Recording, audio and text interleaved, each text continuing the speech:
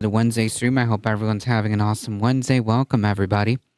Debate tomorrow. Welcome, Derry Bennett, Quad Bennett, Michael Hassler. Welcome. Heat, how's it going? Past time for some smokes.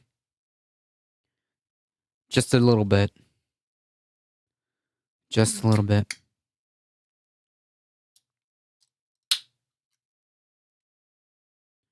Welcome, everybody. Debate tomorrow, indeed.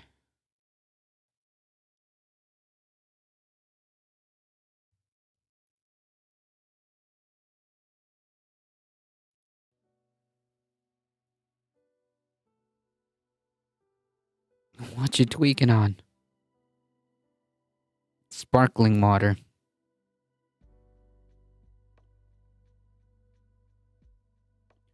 Folks, if you want to check out the debate tomorrow and you want to be a part of the cringe, feel free to join the Discord, folks.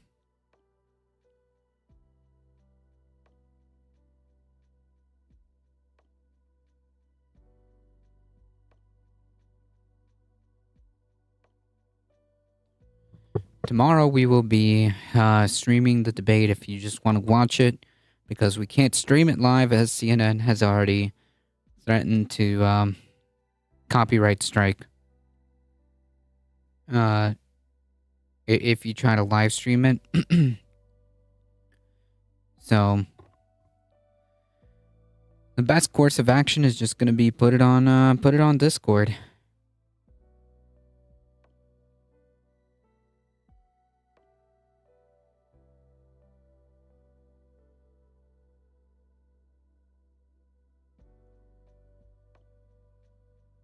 That's right, go underground.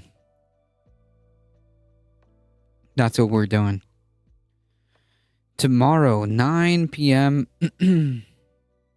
9 p.m. Eastern time is when the cringe happens. Okay? We do have a community bingo card, bingo board if you want to participate in that.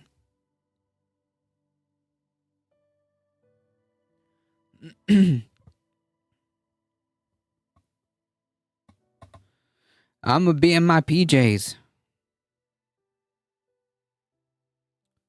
Sounds fair.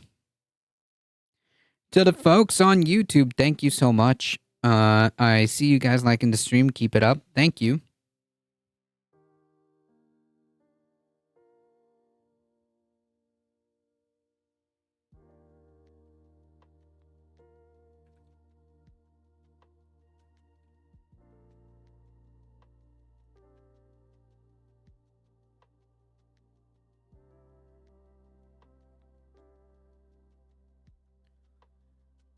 Yeah, I can't really read or speak Russian, so you're gonna have to translate that.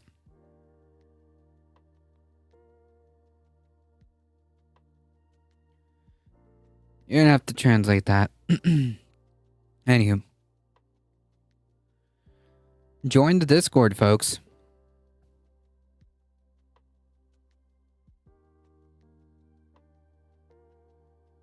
If you are on YouTube, consider hitting the subscribe button. If you want to keep supporting the channel, keep hitting the follow button, subscribe, and all that awesome stuff. Consider checking out the merch store. Tomorrow's plan, folks. Tomorrow's plan is going to be as follows. We are going to have the normal stream at, we're going to have the normal stream at 5. We're going to make it a short stream. Short, sweet, to the point. We're just going to cover the main headlines. We're just going to cover the main headlines, do the important stories, and after that, I'm out of here. And we'll be back on Discord to stream the debate. That is the presumptive plan as of right now.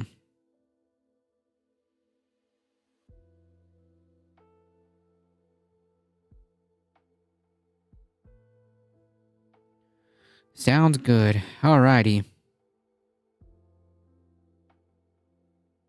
They asked, hi, can I write? I suppose you can.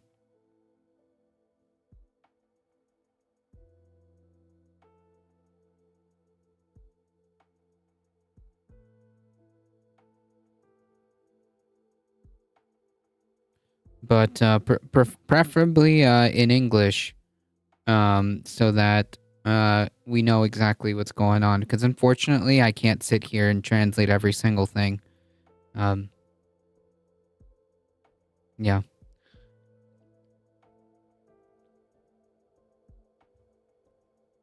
All right, folks, let's get started.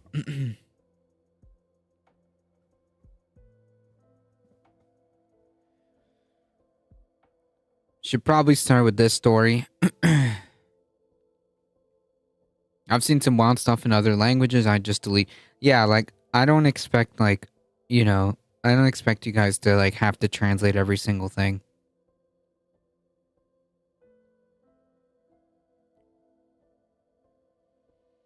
Is like Matt Walsh, but if this guy is like Matt Walsh, but if you left him in the car for a little bit too long on a hot day, or in the sun at all. Matt, that sounds, whew. That sounds wicked. That sounds wicked. This guy's like Matt Walsh if you left him in a car on a hot day.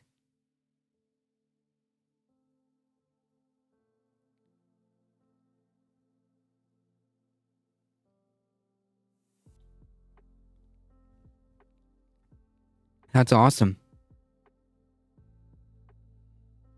That's awesome, Michael Hassler.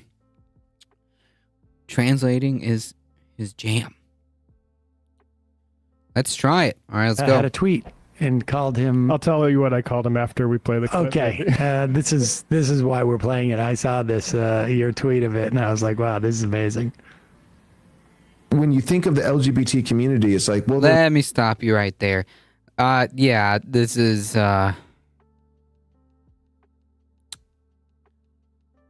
yeah. Are they just like making these guys like in a factory? Is that what's going on here? They're just cloning these people?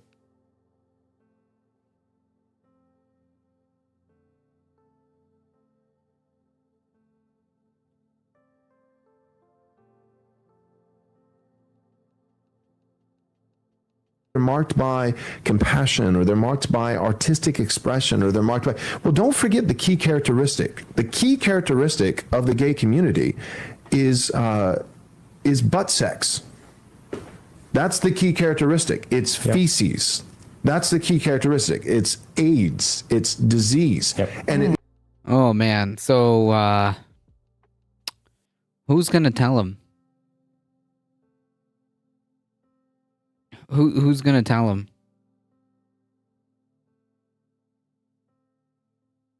Because that came whew. That came pretty strong.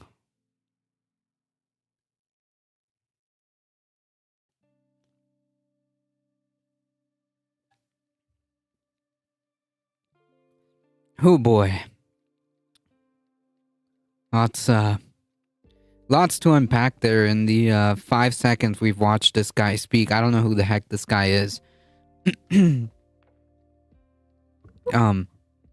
don't know who this guy is, but in the 5 seconds we've heard him speak, it's whew. We all know syphilis is what we all think of when we think of heterosex, right? Like it's so absurd to think that, like, what, you don't think that like cis hetero people can't get AIDS? You don't think that cis hetero people don't engage in, I'll use his words, okay? I'll use his words. You don't think like hetero people engage in butt sex?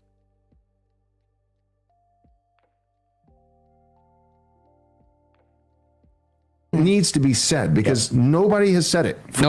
Nobody, folks. Nobody except like these hateful bigots since like the dawn of time. Okay, nobody except the hateful bigots since the dawn of time. Okay. Nobody. For a very long time, because we're all scared. Pause it for 1 second. I mean, I think there's probably a lot more than butt sex that's involved in terms of sex in the gay community, but I don't think that's it's not like that's been a secret. Imagine being at a straight wedding and like, stand off to the side as they're talking about marriage and be like, come on, this is about P and V. We all know what this is about, guys. Yeah, exactly. Come on. All right, say your thing. Oh yeah, that's not Matt Walsh. That's Scat Walsh. Woo! Nice. Scat Walsh. Nice. Scat Walsh. I like that. So I guess did you know that disease has never been transmitted ever? Oh, wait, through is there any more to that, or is that okay? That was it. Disease has never been transferred ever via sex with a penis in the vagina. Did you know that? No, there's no such thing as STDs. No. They have never existed in the straight community. Nope. Chlamydia, gonorrhea, herpes, Making that up. crabs, syphilis. Man, we're learning a lot today. None of this has ever existed. It is all a part of the gay mafia's attempt to make it seem like there's no disease in straight sex. Sometimes when you say something about something else, you're actually talking more about yourself than the thing that you're commenting on. You mean the fact that guard against that? For instance, if you say like, oh yeah, gay people, that's mainly about, butt sex. Right. Interesting point. I was going to go in different No angles. scat play in straight sex either. Apparently not. Make that clear. Apparently not. Congrats, Daily Wire, on the new hire. Yeah. Oh, is he new? No, he's No, not. I've he's never not. seen him before. He's a pastor. Oh, is he's he? a Christian nationalist. His name He's is not on Joel the Oh, Daily he's a Wire, is he? pastor? No. Okay. He's a oh, this tracks. This tracks. Arizona vocal local. I haven't even figured out what a woman is. Sex is like step 7.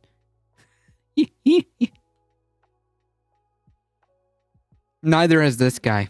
He's just upset about Pride Month because he can't stop thinking about feces. It's a big problem for him. Pride Week happens. Hey, folks, don't forget to hit the subscribe button and check out our daily. Yeah, I thought that was pretty funny. This guy's a Christian pastor. This makes so much sense.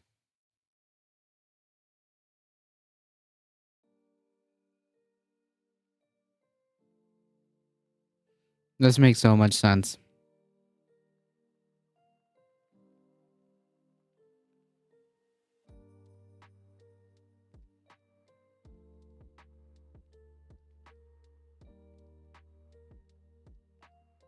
I'm convinced they're like making these guys in a factory. And by factory, I mean a Christian church. That's where these guys are spawning from.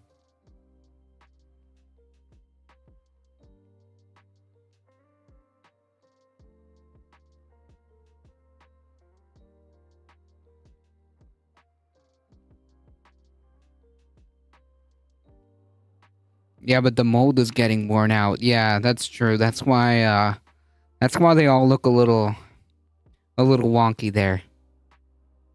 I haven't interacted with many Christians since COVID.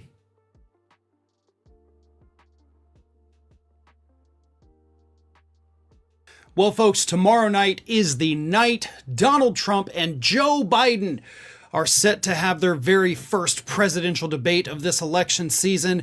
And Donald Trump is already trying desperately to convince the public that President Biden is somehow going to cheat by being on drugs. That's right. On Monday of this week, That's lucky my daughter was just proselytized today. Donald Trump came out on Truth Social and demanded once again that President Biden be drug tested prior to the event. Nah, I don't think they should. We're not gonna get an interesting show, okay? If we don't, if we do drug testing, okay? But don't worry, because Donald Trump also says he'll gladly submit to a drug test. Here's what Trump put on Truth Social, plain and simple. Bro won't even release his taxes, okay? Bro didn't even willingly release his taxes. So yeah, I'm gonna call cap on that one.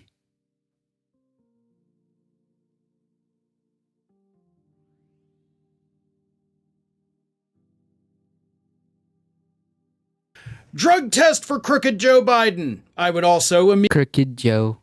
Oh, we should put we should put did we put Crooked Joe on the bingo card? It's on there, okay. What would they do if drugs showed up? Nothing. We might get a show, okay? We might get a show. Gotcha.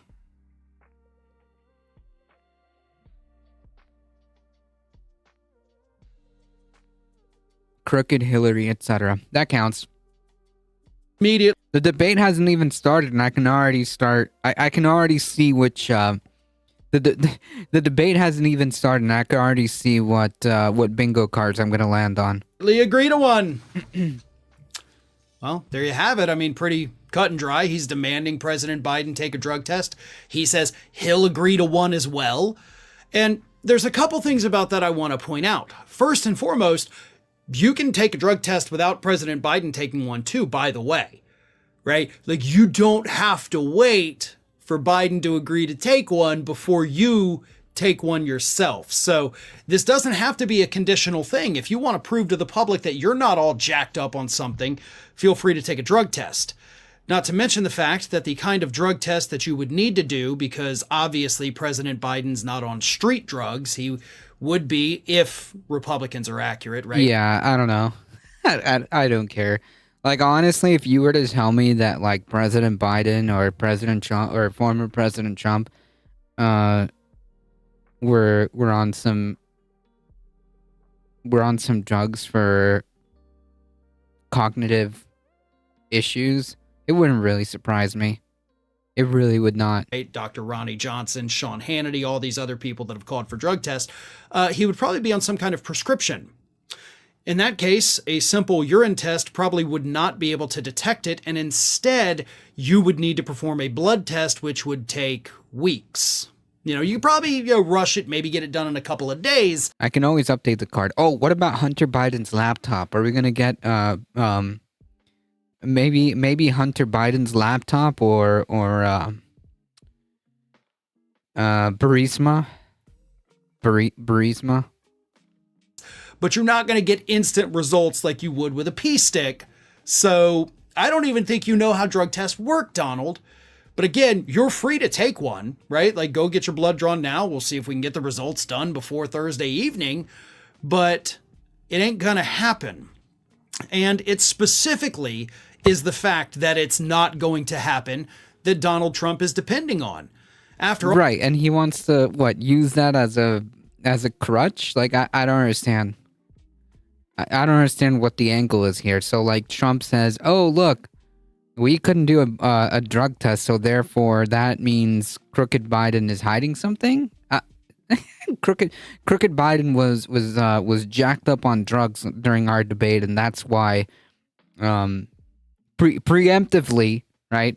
Preemptively, and that's why he had an edge. Okay, he was on the good stuff. I don't know. For all, I mean, if President Biden did actually do a drug test showing that he's not on something, then Trump's whole talking point would disappear, right? He'd have nothing to blame a potentially pathetic performance at the debate on. Yeah, okay. He couldn't say, well, my opponent was jacked up. Yeah, like, that's the only angle I can think of, because, like, who cares? Okay? Seriously. Can they detect Red Bull? True. They just gotta hook an IV to old Joe. Okay? They just gotta hook an IV to old Joe and put some Red Bull in it. It's the same thing. Okay?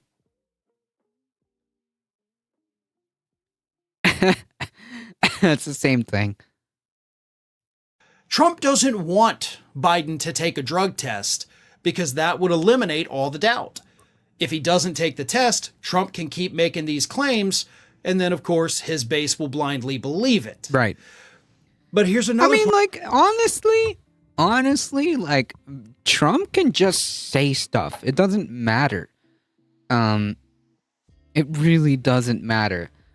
I suppose, like, points for the attempt to set up, to preemptively set up the nonsense, the lie that you need to feed your cult. But, like, you don't have to.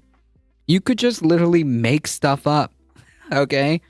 Like, Trump could literally just say, even if none of this, even if he never said anything about drug tests or anything, he could just come out the day after the debate or the same night after the debate and just say that that Biden was on drugs or something, and that's it. That's all he would have to say. I don't know. My point being is that, like, Trump doesn't have to go through any effort here. He can just say stuff, and his cult will believe it. Part of this. Even if President Biden were, as again, Trump and Sean Hannity and Ronnie Jackson have suggested, even if he is pumped full of something, that's not technically illegal, right? If he gets it from his doctor, whether it's, Adderall or some kind of other amphetamine type thing, that's not illegal. Okay, this is not professional sports. Okay, we don't have to drug test for performance-enhancing drugs to determine if Biden's going to be suspended for the next few debates, right? This isn't baseball. It's not football or basketball. This is same thing. It kind of is presidential politics, and that's what we've reduced presidential politics too at this point. So, yeah. Not that I'm saying I want Biden to be hopped up on Adderall. I do. But even if he were, again, if his doctor prescribes it for him, that is totally not even illegal. It's not even against the debate rules. Like, Biden could rip a line off his podium in the middle of the debate, and that's technically not against the debate rules. Now, it's 90s baseball. Get juiced. There you go. Welcome this simulacra. Obviously, we don't want him doing that, nor do I think he would. But the point is, this is all Donald Trump's coping mechanism to prepare his base for when he loses the debate. And my counter to that is Donald Trump doesn't have to set up any of this. Like, he could literally just lie. At this point, it doesn't matter. Like, it genuinely does not matter.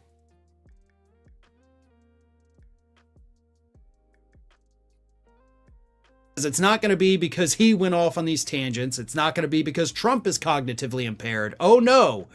Any poor performance from Donald Trump tomorrow night is only going to be because President Biden was hopped up on something. And just for the record, so everybody is aware, tomorrow evening, 30 minutes before the debate is set to begin, I will be doing a live stream pre-debate analysis. So make sure you tune in right here on Fair and Balanced. I will be doing 30 minutes prior to the debate. I will not be live streaming the debate itself, but we will do a 30-minute chat prior to it. Hey, everybody. I don't know if you've noticed this, but yeah, so that's basically, listen, we can put that on the bingo card, can we? Can we put, like, something to the effect of, like, accusing Biden being on drugs or something like that, or drug test, or Biden on drugs? I don't know, something to that effect. That or do we have all the spots filled up?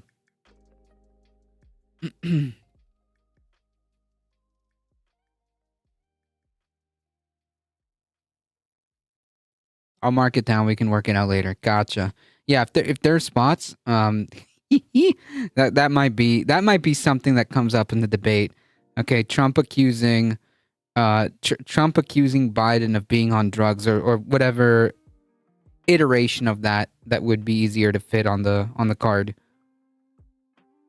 Yeah, Biden on drugs. There you go.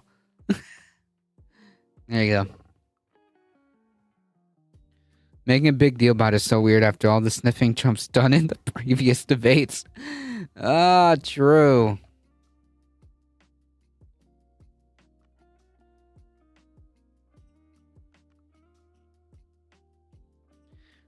Just like, instead of calling for a drug test, just make sure you're also hopped up on the good stuff.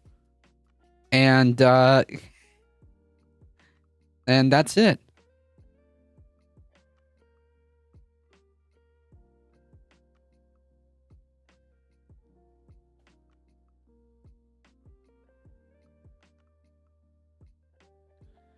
All right, folks, we have a phenomenal take.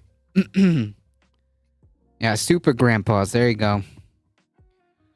We have a phenomenal take from the very well-known intellectual giant. A titan.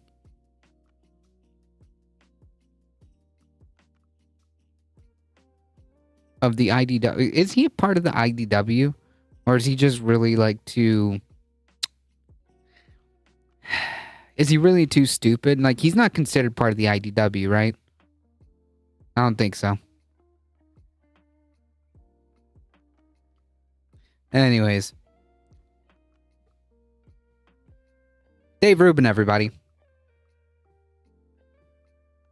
I don't believe in man-made climate change. I'm just telling you, I don't. That'll probably get me canceled more than anything else I've ever said on this show.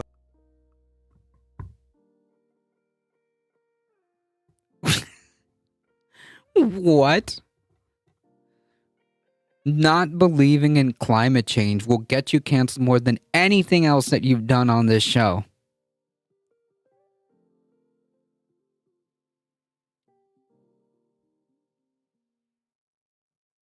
Sure. So yeah, I mean, he's free to feel any type of way that he does. However, the reality is not up for debate. People who live, here on planet Earth, on the reality of planet Earth, understand that like climate change is very real. Doesn't matter how he feels about it. It does not matter at all. I don't believe in man-made climate change. I'm just telling you, I don't. That'll probably. Wait, does he think that God hates us in his attempt to kill us all? To kill us? Good to know. No, he just doesn't believe it's happening. Like, he's literally just living in some alternative reality that he's created for himself and his audience, who are stupid and don't need to hear anything past whatever the podcaster on the screen is saying. Yeah, he's literally just fabricated this, okay? Because this is obviously not true. By any stretch of the imagination. It's literally just fabricated. It's a complete fiction. He's denying what... Yeah, he's denying reality itself, yes. He's denying literal reality. He's not with us right now. He's living in a completely alternate reality that does not exist. That's what's happening.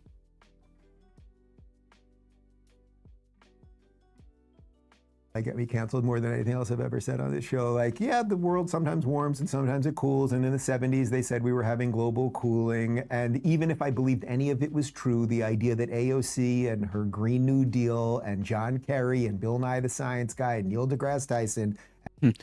Yeah, so none of those people.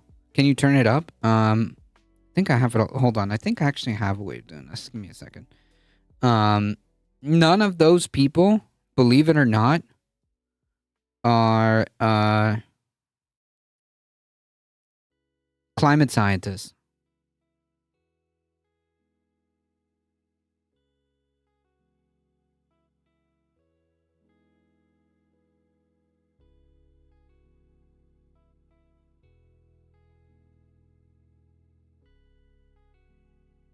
And a bunch of these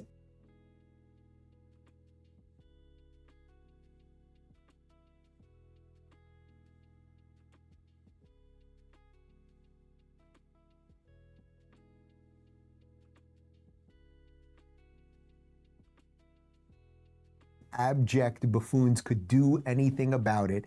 I'll take my chances. And you know what? If all hell starts breaking loose here, pretty sure I can message Elon and get on a flight to Mars. So That's so pathetic.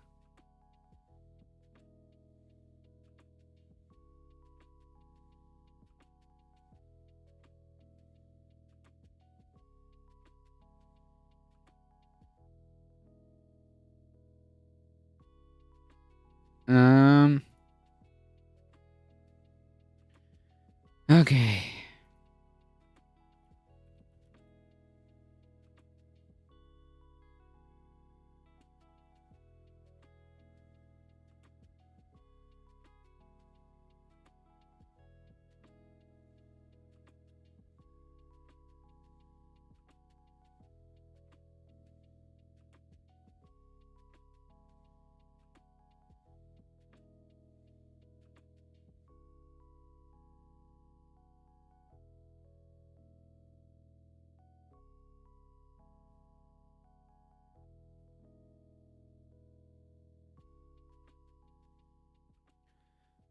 Flee, little mouse. I like Iron Man. Tony Stark is okay too, but too arrogant, but he has reasons to. Are you trying to compare Elon Musk to Tony Stark? Because that's kind of no, that's not how that works. Let me see if I can I don't believe in man-made climate change. I'm just telling you, I don't. That'll probably get me canceled more than anything else I've ever said on this show. Like, yeah, the world sometimes warms and sometimes it cools. And in the 70s, they said we were having global cooling. And even if I believed any of it was true, the idea that AOC and her Green New Deal and John Kerry and Bill Nye the Science Guy and Neil deGrasse Tyson and a bunch of these abject buffoons could do anything about it, I'll take my chances. And you know what? If all hell starts breaking loose here, pretty sure I can Why can't message this Elon and get on a flight to Mars. So we'll be okay. And I'll get you guys on too. Obviously, I'll take care of the people I know. And any of you would be welcome to come with us too. Yeah, that's not gonna They happen. lie about everything. I don't believe in man-made climate change. I'm just telling you, I don't. That'll Come be more than on. anything else I've ever. I genuinely don't know how this works. I tried getting a sound booster and no tabs are playing audio. On this show, like, yeah, the world sometimes warms. Come on. Sometimes it cools, and in the 70s, they said we were having global cooling. And even if I believed any of it was true, the idea that AOC and her Green New Deal and John Kerry and Bill Nye the Science Guy and Neil deGrasse. Let me see if I like reload it.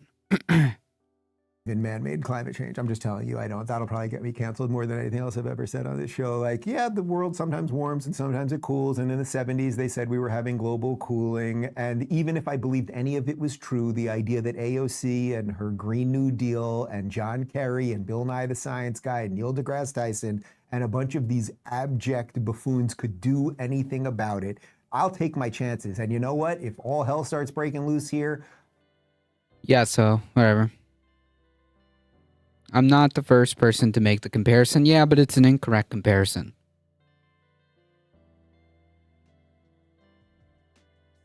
I don't think Iron Man is real.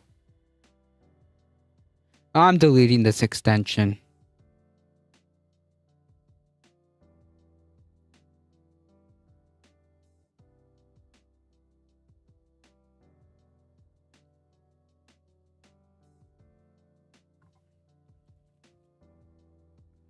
I prefer poison darts.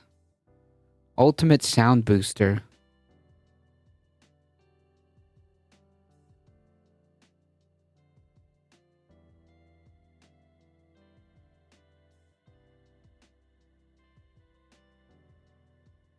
Okay, let's try this one.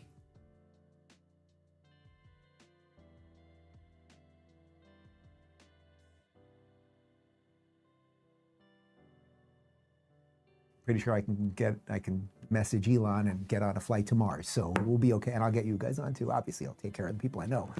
And any of you would be welcome to come with us too. Anyway, they lie about everything. I don't believe in man-made climate change. I'm just telling you, I don't. That'll probably get me canceled more than anything else I've ever said on this show. Like, yeah, the world sometimes warms and sometimes it cools. And in the 70s, they said we were having global cooling. And even if I believed any of it was true, the idea that AOC and her Green New Deal and John Kerry and Bill Nye the Science Guy and Neil deGrasse Tyson and a bunch of these abject buffoons could do anything about it, I'll take my chances. And you know what? If all hell starts breaking loose here, pretty sure I can message Elon and get why on a is flight not to Mars. working? So we'll be okay. And I'll get you guys on too. Obviously, I'll take care of the people I know. And any of you would be welcome to come with us too. Anyway, they lie about everything. They lie about everything. That's my favorite part about that. Manage extension. Maybe I need to close all of Chrome for it to work. That was the longest 41-second clip of my life. Seriously. And this is all because I'm trying to get a volume booster.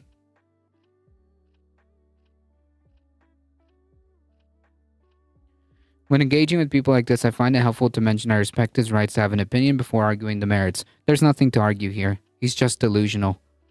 And I don't respect people who don't live in reality. Like, come on, bro. You're a grown adult, okay? You're a grown adult in the year 2024. In the year 2024, and with the access of the entire world's information, and you choose to be an absolute clown. I respect his right to think what he wants. Yeah, I guess so. But I don't respect him. I think it's foolish. I think it's clownish, and I think it's a detriment to society. It really is.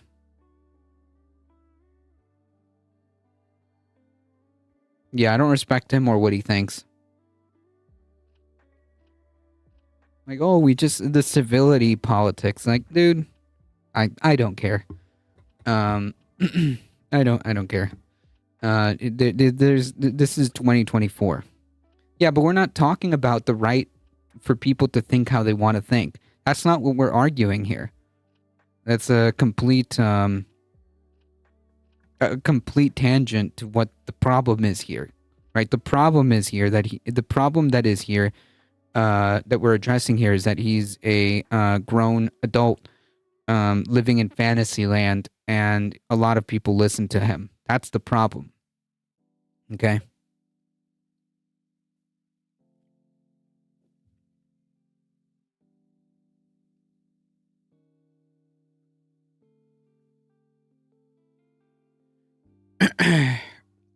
What does his right to think what he wants mean? It's meaningless to the actual problem. It's meaningless to the conversation.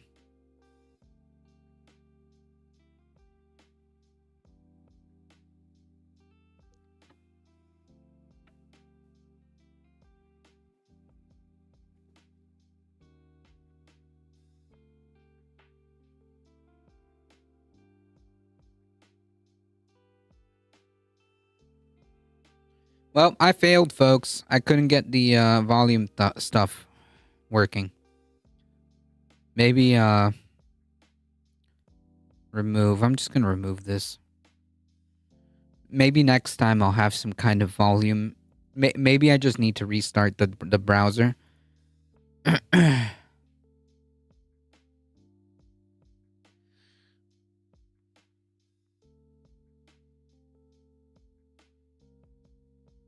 It's not like I control his thoughts and take away his ability to have them. Though admittedly, Dave Rubin having thoughts is purely a theoretical concept. True.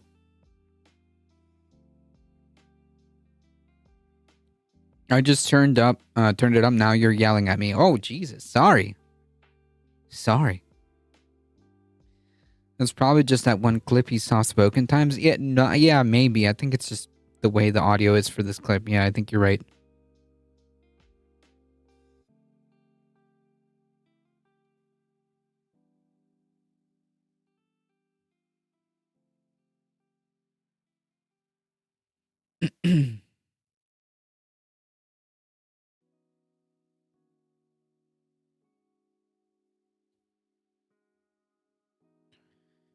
But it is nice. But it is nice to have the ability to raise volume on the fly on the web browser. So I'm gonna have to figure out how that works, because I downloaded 3 different sound boosters and none of them work. So I'm thinking that it's just me.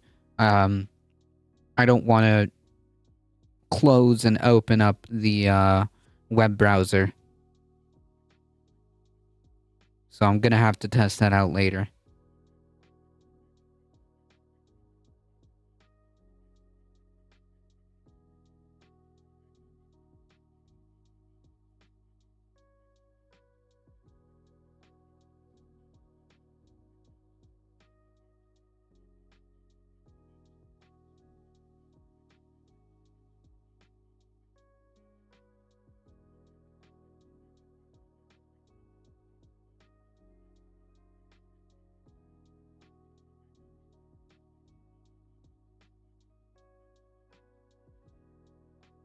The audio on this channel is usually spot on. That would be nice.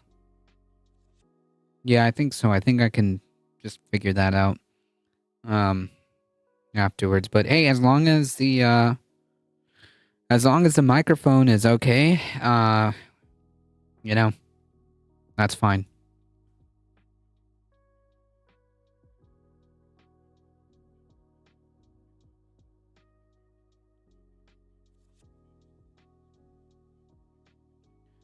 Anyways, Dave Rubin, everybody, with the gigantic intellectual claim that climate change just doesn't exist in his mind. Purely phenomenal stuff.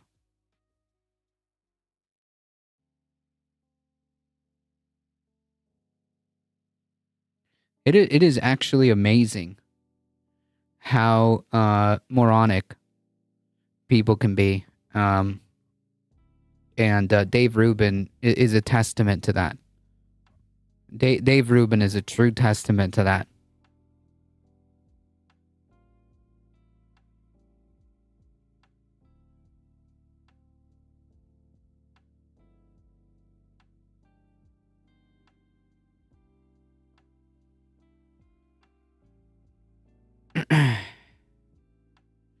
All right, folks, we got to get into the nitty gritty, folks.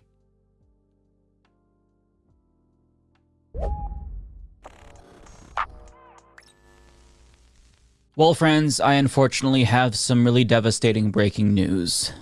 Jamal Bowman has been defeated by George Latimer in New York's 16th Congressional District.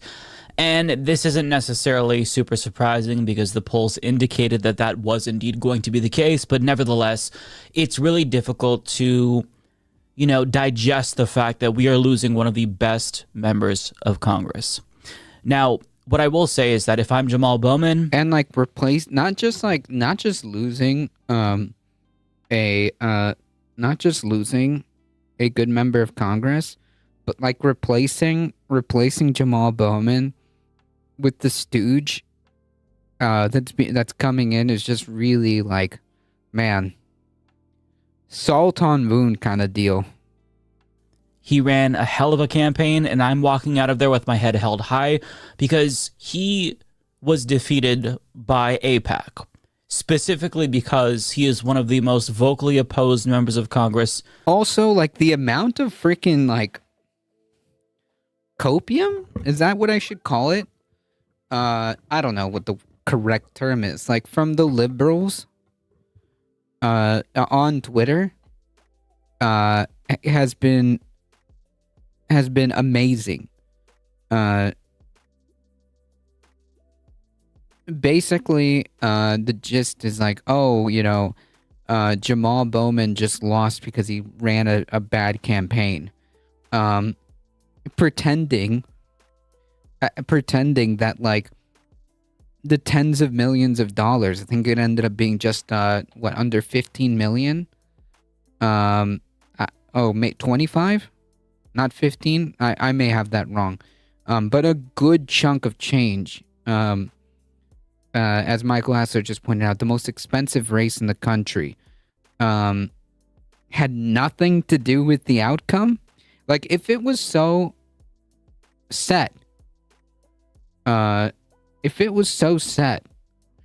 why did AIPAC feel the need to provide that amount of money? It was a pretty chunk of change. It was I think you're right. I think it was closer to 25 because if I remember correctly, AIPAC said it was going to spend $100 million to knock out members of the squad, and they used a quarter of that just on Jamal Bowman's race.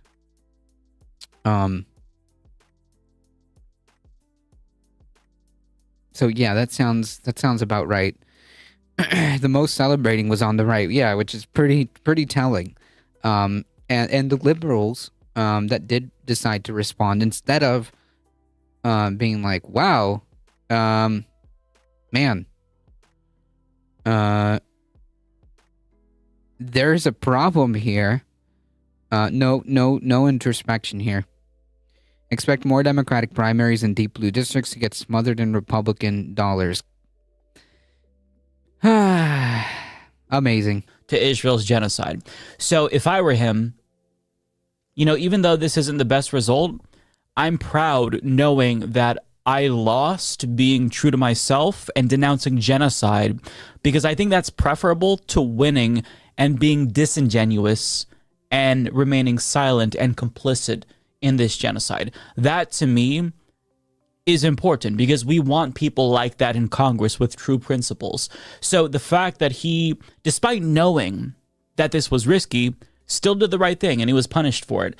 And, that's really unfortunate, but if I'm him, I'm proud of myself. I'm proud of the team because they ran an amazing campaign. They did everything that they possibly could using grassroots money, knocking on doors, phone banking, but it just wasn't enough because this was a David and Goliath situation of epic proportions. And that's not hyperbole because this is by far and away the most expensive House race in United States history. Look at this. Yep.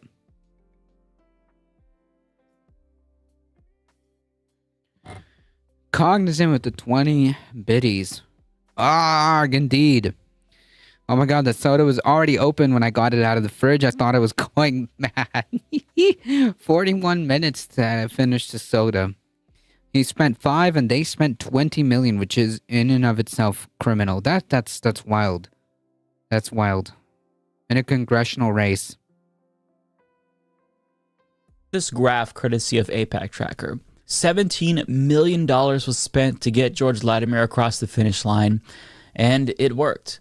Grassroots canvassing and people power, that is very powerful, but sometimes special interests, they have a lot more power, right? If you were in the district, then you know that there were ads running nonstop. So this was going to be a difficult race to win, and unfortunately, Jamal Bowman couldn't pull it off. Now, what I will say is that if I'm Jamal Bowman, this is not the end of the road for me, because if AIPAC already spent $17 million on this race, I'm going to make them spend even more. What I mean by that is I immediately pivot to a write-in campaign. Now, I've mentioned this before, but New York doesn't have any sore loser laws. And so when India Walton defeated the incumbent mayor, Byron Brown, in a Buffalo mayoral race, do you want to know what he did? He launched a write-in campaign and ultimately won. Now, I don't think that a write-in campaign would be successful because Byron Brown ended up defeating the Democratic nominee who beat him because he took Republican money. Jamal Bowman's not going to have that advantage. Having said that, though, should he still do this and keep running until the end? Absolutely, because that's going to force AIPAC to spend even more money.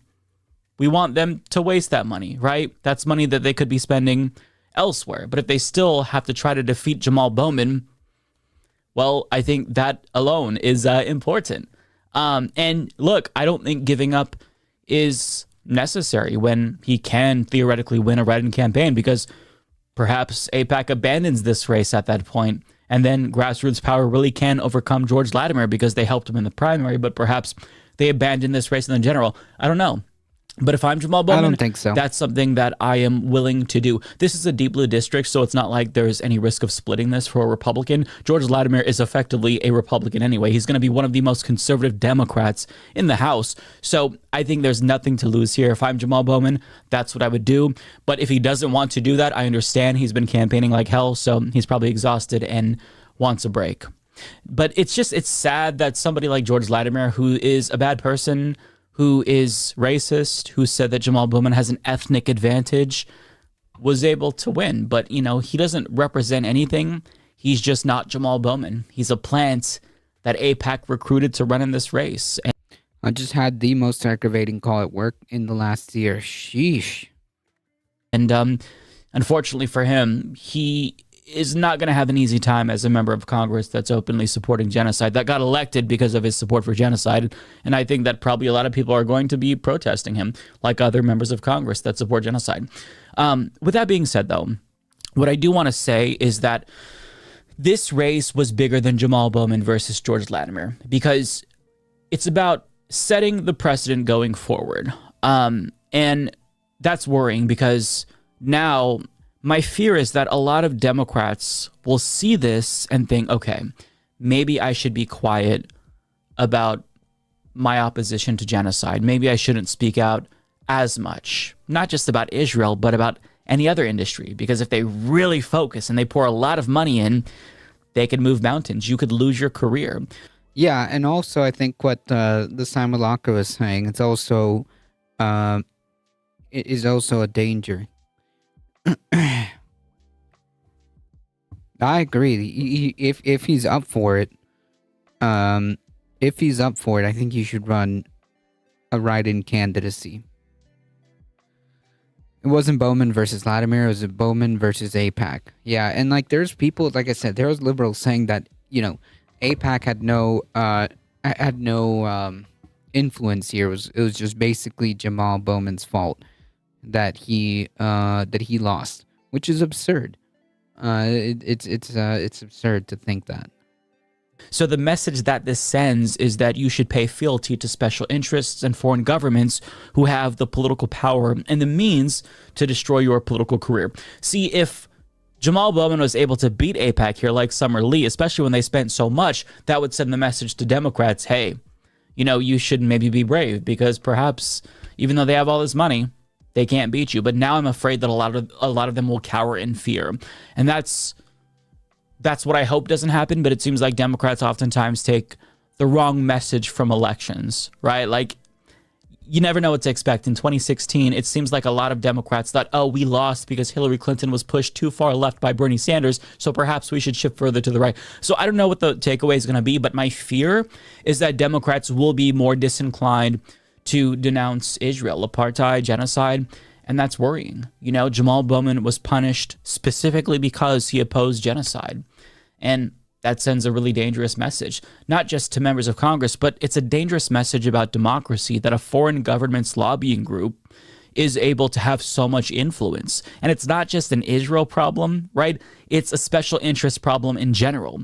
There are pharmaceutical companies, lobbying firms for the gun lobby and whatnot. Like there's endless special interests that can defeat these politicians. So if they don't just buy politicians, they can buy complicity, even if they don't donate to these politicians because they're worried about a primary challenger. So that is something that I'm worried about. Having said that, though, I know that a lot of you right now are distraught and disappointed. I am too. Trust me, I'm not gonna lie. I'm gutted by this move.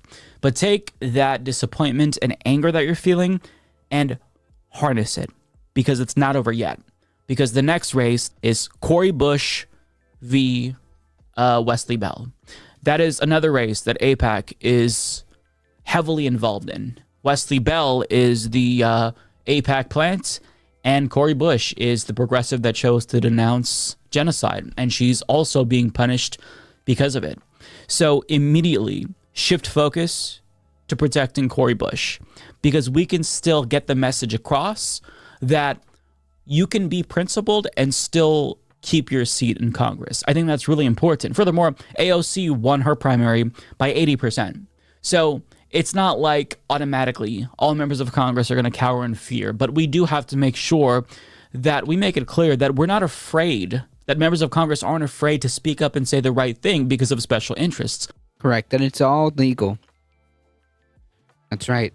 Establishment Democrats in a close race just bury their heads further up the poop chutes of their biggest donors. So the next one we've got to defend, Cori Bush. Just immediately pivot if you were phone banking or trying to get out the word for Cori Bush or get out the word for Jamal Bowman. Shift your focus now to Cori Bush. Use this negative energy for good and direct that to Cori Bush. Because if we can save Cori Bush, that's good. And think about it this way. So at the start of this cycle, AIPAC pledged to spend $100 million to defeat all members of the squad. They couldn't do that. They just couldn't do it. They tried but failed with Summer Lee. They succeeded with Jamal Bowman. So if we can keep them from getting another victory with Cori Bush, that would be huge. Because even though they have this massive win, think of all the other members of Congress that they weren't able to defeat. Ilhan Omar is facing a pretty, strong challenger in Don Samuels, but there's less concern there than there is with Cori Bush and Wesley Bell. But all the other members of Congress, like Rashida Tlaib, AOC. Also, I guess a silver lining is that essentially AIPAC was forced to dump so much money into that one race that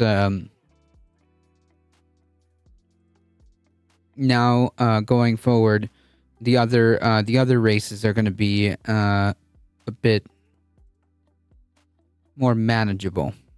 They just couldn't find anybody to run against them that could beat them. So they've already failed in their mission to defeat all members of the squad. But they've got a victory, and we have to accept that. But we don't have to just sit down and be demoralized and defeated. I think the next best thing that we have to do is focus our energy on saving Cori Bush, because her primary is next. And if we can salvage her incumbency, keep her in Congress, then that's great. But, for now, it sucks. Jamal Bowman unfortunately lost, and it's not something that any of us wanted. But, it's not necessarily surprising because, again, this is what the polls indicated. It sucks, but listen, if you're a leftist, this is not your first time down this path. Loss is kind of like the expectation, and if we get a win here and there, then that's awesome. But I always kind of like expect the worst, but hope for the best. Because listen, I've been around for a while, and, we lost in 2016. We lost in 2020 with Bernie Sanders. We've lost countless, literally dozens, if not more than 100 primary challenges against incumbent Democrats. I've interviewed all these progressives across the country, and only just a small handful of them actually made it to Congress. So losing is just baked into the process if you're a leftist, because you're taking on capitalism, you're taking on all these special interests. So of course, if you're up against a candidate that isn't progressive, that is willing to sell out, and take money from the healthcare industry and the Israel lobby and whatnot, then they're just going to have the advantage. If you say, the candidate that I want to get elected can only take grassroots donations, that's going to automatically make it more difficult. So the fact that we've been able to have any success whatsoever is something that we should be proud of. Having said that, though, loss is going to be the most common feature of being a leftist, because we live in a late-stage capitalist society. It sounds like copium, and it is copium, but it's true. So, don't get too down. Don't let this demoralize you, because the system has a way of beating people down and making us devolve into doomers. It happens to me. So I'm speaking to myself as much as I am to everybody else. But just right now, try to put aside all of these, these feelings of distraught and anger, and just focus on Cori Bush. If you are productive, then I think that's better than being destructive and just getting bogged down by depression because we just had a major loss. Yeah, it's a major loss and it sucks, but we keep on moving. That's the way it is. I agree. What the squad-aligned representative candidates should do now is, now that AIPAC has depleted their coffers, to start making noise and running more districts. Yeah. I think focusing on defending, playing defense for now, now that they do have depleted coffers, is a good thing. And hopefully, continuing to exhaust their resources might prove useful. Millennials aren't exactly optimists anymore. That's true. That is very true. Touring News rating with a party of 25. Hey, thank you so much for the raid. I appreciate it. Thank you. Thank you. We just finished covering the primary that just happened in New York. Jamal Bowman, unfortunately, lost. Kralia, welcome. Thank you, Touring. I appreciate it. Thank you so much. Please consider checking out twitch.tv/Touring News. Thank you. I just rated him from Touring News after checking his channel. That's funny. That's funny. Welcome, everybody. If you don't know who I am or haven't seen this channel, I am A Difficult Truth. We do the news, we do the politics. We're here Monday through Thursday, 5 p.m. Eastern Time. Did you hear about Trump claiming he was tortured in Fulton County Jail? No, but that tracks. No, but that tracks. Oh, man. Rhyolithica, welcome.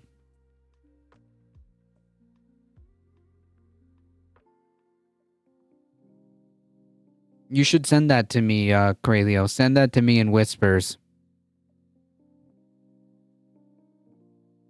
Folks, if you want to be a further part of the community, consider checking out the Discord.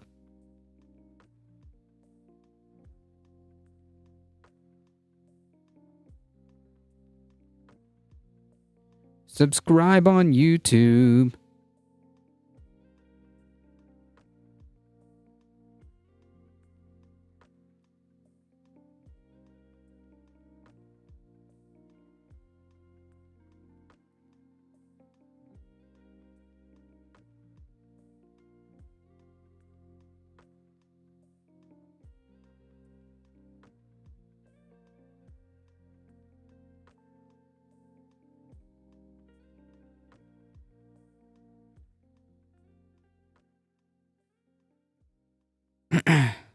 Donald Trump's team claimed on Monday that he was tortured in Fulton County Jail during his August surrender on election tampering raps as it peddled coffee cups with his mugshot.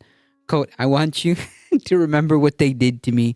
They tortured me in the Fulton County Jail, and they took my mugshot. So guess what? A new fundraising pitch. So guess what? Which is a new fundraising pitch from his campaign. I put it on the mug for the world. I put my mugshot in a mug. Okay? A mug in a mug. The missive offered fans the opportunity...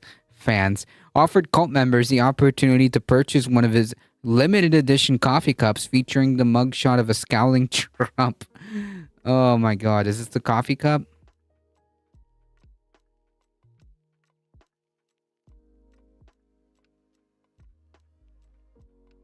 Yeah, it's got the little bars behind it. It's a little edited. At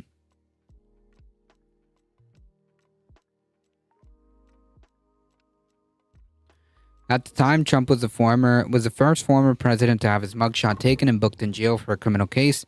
The scene just took over 20 minutes. He initially was facing 13 counts for alleged 2020 election tampering, but that has been winnowed down to 10. Immediately after his booking, Trump fundraised apparatus kicked into high gear and raised a $4.18 million in the 24-hour period that it followed. Sold t-shirts and other memorabilia based on the mugshot.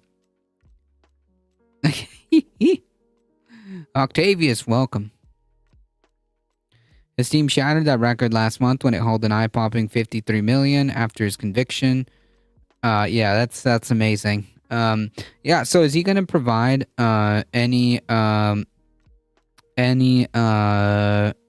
evidence that he was tortured in jail? Because, like, that's not a thing that happened. I don't believe him. So let me get this straight. He was tortured in jail in the time, in the 20 minutes it took to take his mugshot, right? I got that. Did I get that right? May I join your company? Yes, you are in the company of A Difficult Truth. You have joined us.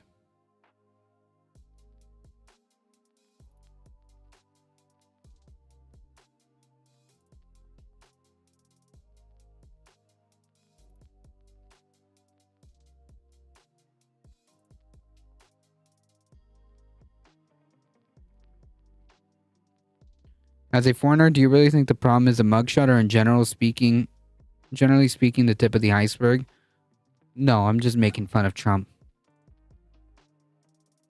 I'm literally just making fun of him.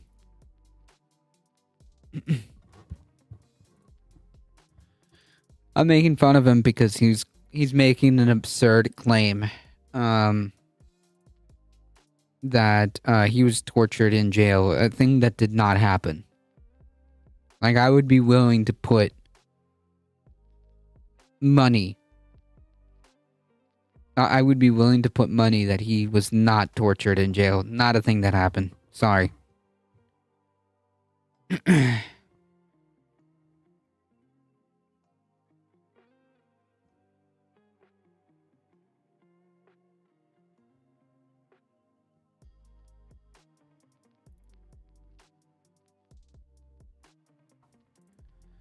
Scientists identify new Arctic ice sheet tipping point, warning future sea level rise may be underestimated. Man, it seems like that is a common theme, right? Every time we get a new article It's always scientists, discovering that the situation is actually pretty screwed. Pretty screwed. I'm sure they were extra gentle with him, the big baby. As a foreigner, I see U.S. as a country that you have a lot of attention in order to survive. Let's say, for example, a random pullover from a cop could end your life. I mean, that's a thing that happens, yes. The Antarctic ice sheet is melting in a new worrying way that scientific models use to project future sea level rise that have not taken into account, suggesting that current projections could be significantly underestimating the problem, according to a new study. Scientists from the British Antarctic Survey found that warm ocean water is seeping beneath the ice sheet at its grounding line, the point at which the ice rises from the seabed and starts to float, causing accelerated melting, which could lead to a tipping point, according to a report published on yesterday, to the journal Nature Geoscience. Cool. Very nice. Totally not alarming at all.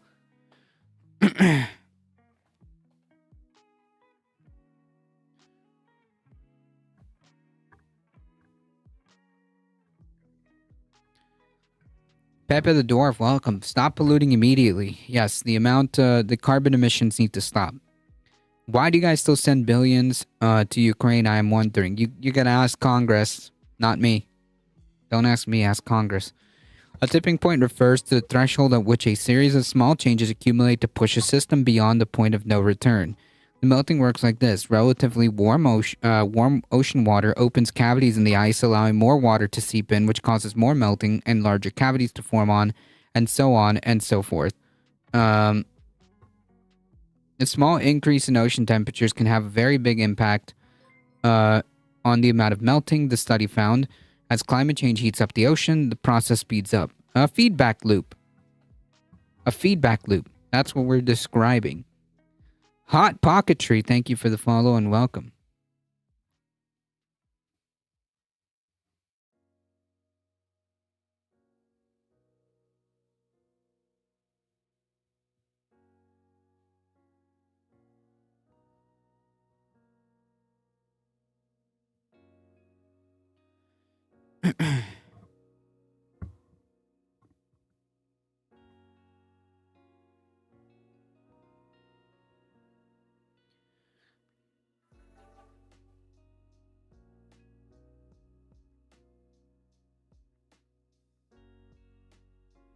Look, I'll give you this response because we got to move on. We got to get through these articles. But yeah, we spend way too much. We have tens of billions of dollars, and we don't have health care. You know?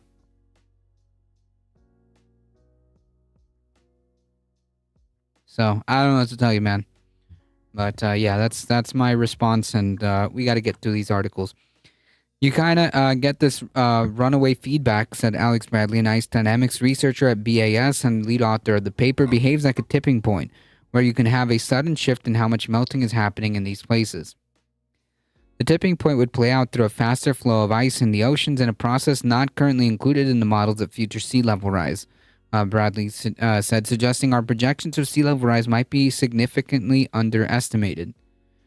Might be significant underestimates. The implications wouldn't be felt immediately, according to the study, but would see a higher rise in sea level accumulating over tens of hundreds of years, threatening coastal communities around the world. The study does not give timeframes for when the tipping point might be reached, nor does it give figures of how much sea level rise can be expected. But the region is hugely significant. The Antarctic ice sheet already sheds an average of 150 billion metric tons of ice every year in its entirety, holds enough water to raise global sea levels around 190 feet.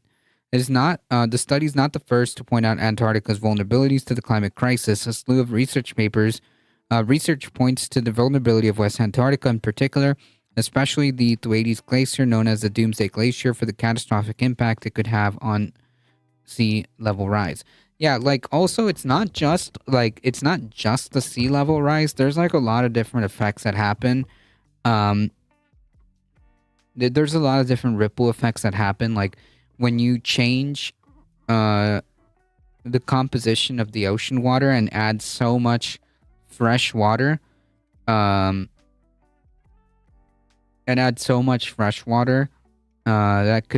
could also have domino effects as well. How whimsical. Lithuades? I don't even know if I'm pronouncing that right. But what surprised Bradley about this study, which used climate modeling to understand how this melting mechanism would affect the whole ice sheet, is that some of the most vulnerable glaciers were those in East Antarctica. Eric Regnot, a professor of Earth System Science at the University of California at Irvine, who was not involved in the research, told CNN the study encourages us to take a closer look at physical processes taking place in grounding zones. Quote, but this is very complex, poorly observed region, and a lot more research and field observations are needed, he cautioned, including establishing what processes control the intrusion of ocean water beneath the ice and how exactly this affects the ice melting. Recent research from West Antarctica found melting at the base of glaciers was actually lower than expected because it was being suppressed by a layer of colder, fresher water, although scientists still found a rapid retreat. Yeah, Doomsday Glacier. Yeah. Ted Scambos, a glaciologist at the University of Colorado Boulder, said that the new model developed by the BAS scientists is potentially very important, but it should be looked at together with more recent findings, including mechanisms of ice melt as well as the impacts tides have on pumping seawater beneath the ice. Bradley hopes the study will prompt more research into which regions might be at most risk and will give added impetus for policies to tackle the climate crisis. Yeah. That it won't. With a very small increase in ocean temperature, with every small increase in climate change, we get closer to these tipping points. Yeah.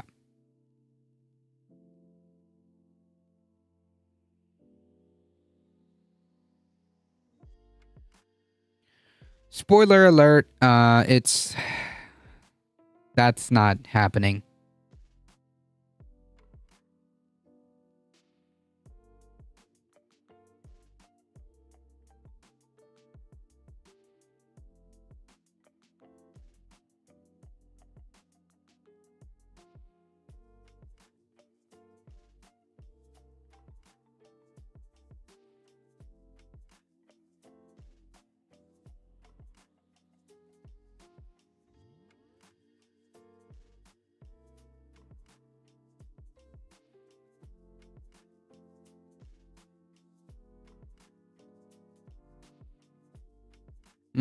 Prove it.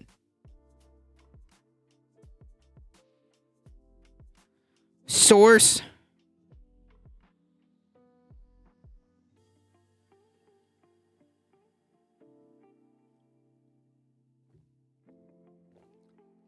I don't believe the liberal media. You know, I wish I could do a better Alex Jones impression.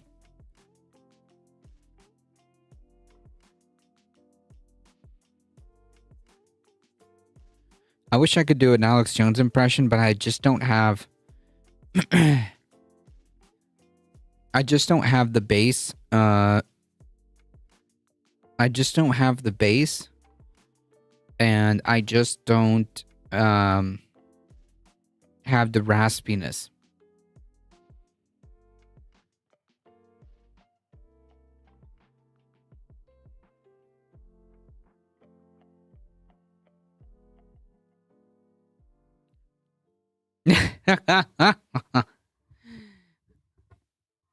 Shake some papers and bang on the table. Yeah, I guess so. Yeah, I need to get like some blank sheets of paper, right?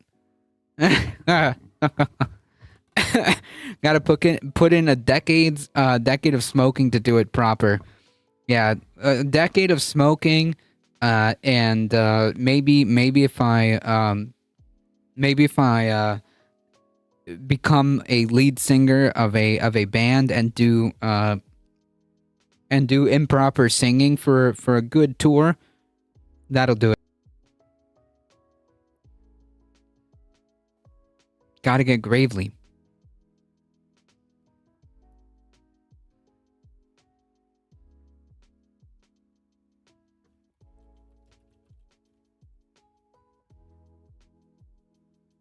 Yeah, become the lead singer of a death metal band and do improper technique, just so that I can damage my my vocal cords to make that to make that effect. Say those things. So Say they, those they things. basically built up this thing of, well, we've got a populist that's anti-globalist. It's very I got the documents right here.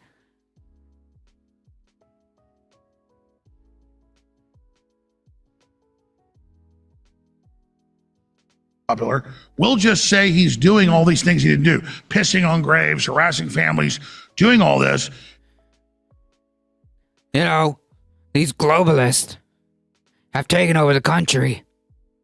Nah, I need to smoke like 10 packs a day to catch up. I need to smoke like 10 packs a day for at least like a month to even start to get that. Yeah, worth it for the bit. And permanent damage to my vocal cords for the Alex Jones impression.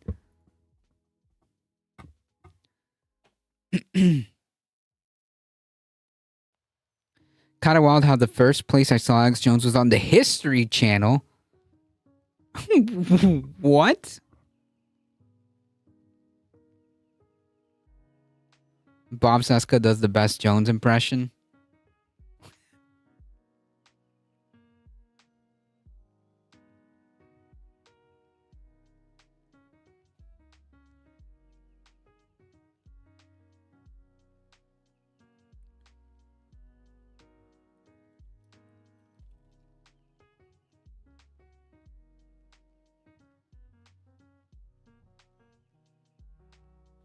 Is he on YouTube?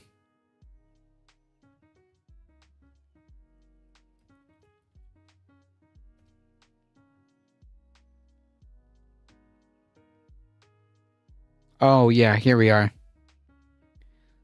He was on a decoded episode about Bohemian Grove.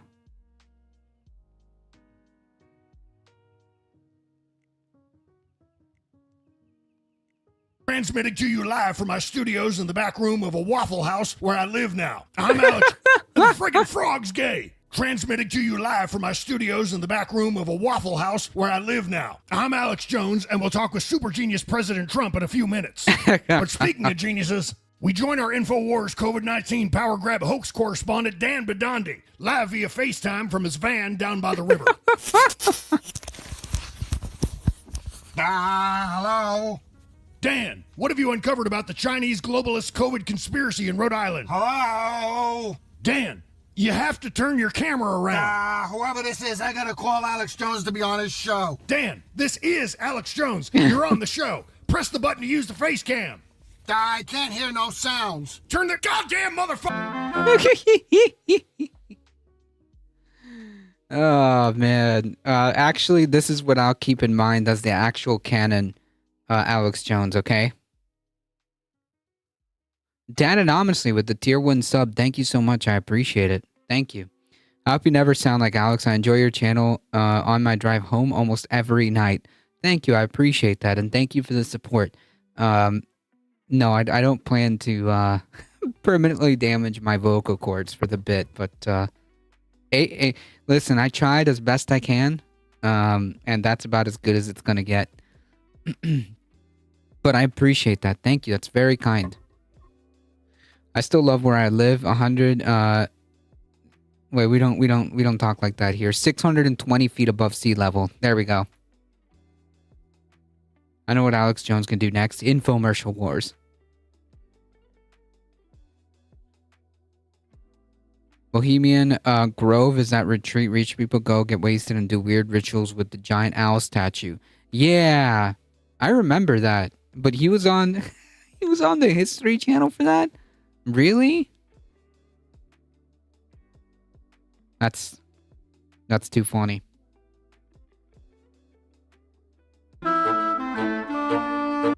Folks, the scientists at Super Vitality Male have developed a safe and effective therapeutic to cure the China virus hoax from China. And I'm here to tell you, it works. Say hello to Super Vitality Male's Smack Yourself in the Groin COVID Cure. For the low subscription fee of $19.99 a month, Super Vitality Mail will ship to you via InfoWars Top Secret Courier your very own Smack Yourself in the Groin guidebook, so you too can defeat the China virus from the safety of your underground bunker or sniper's perch. I tried it myself, and it really works. Ow! Ow! Ow! Ow! Ow! Alpha Brain. I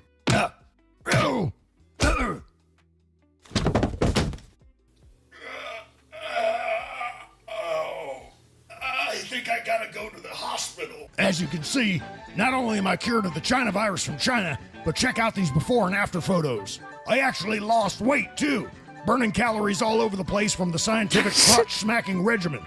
It works better than Obama's weather weapons, tiny helicopters and airplanes moving tornadoes all around. Call 1-800-I'm-a-sucker. Order today. On the phone right now, the strongest physical specimen of turgid rock-hard masculinity to occupy the White House, the 45th President, Donald Trump. Mr. President, I'm relentlessly groping myself right now. Hello, Sean. It's very, very tremendous to be here. It's Alex Jones. That's great, Sean. We're very excited about That's great, you. John. Oh, man.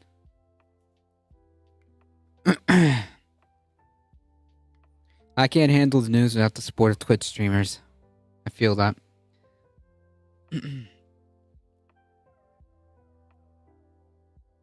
How about a shout out to the lurkers? They really help the channel out. Oh yeah, 100%. To the folks who are listening and watching. On YouTube, on Twitch. Thank you all. You guys are amazing and I appreciate y'all hanging out. Carlos Alasaraki is the Trump in that one. Self in the groin cure for the China virus. China. Sent to us from China. Kamala Harris is from China. You know, many people are saying she's from China. I don't know. It's probably somewhere close to Jamaica. It has to be. Like, honestly, if you didn't tell me, like, if you just shut the window off, if you shut the window off and don't see that it's actually a Trump impression, it's pretty close. It's pretty close. I'm off work today, but usually I'm lurking in my car and can't chat. Well, I appreciate it. Thank you. Virus was China's fault and not my fault.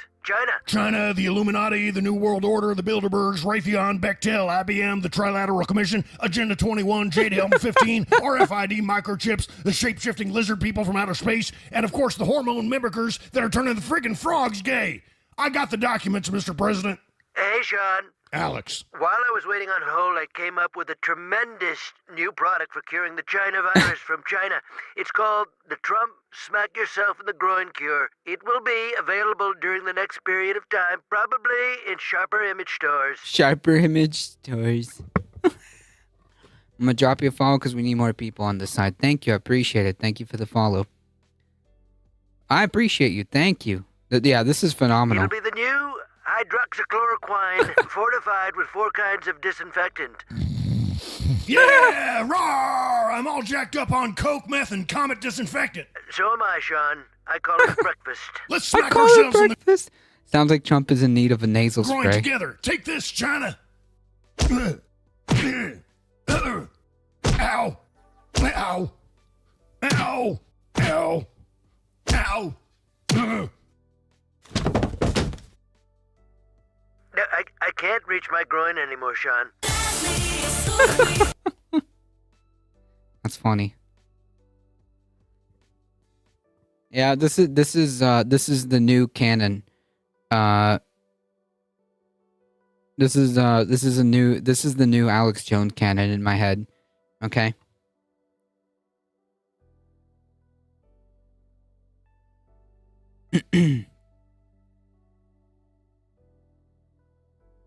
Alex has a little too much hair, but otherwise spot on. Oh, man. All right, we got 2 more articles, folks. The friggin' frogs. The credits are all in, is it Cyrillic? Is that how you pronounce it? Cyrillic?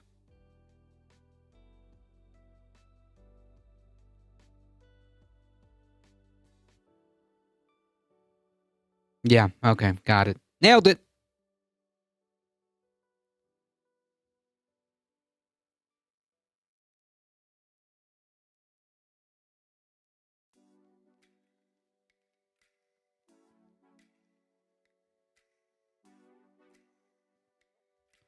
You mean Russia writing, invented by a dude named Cyril.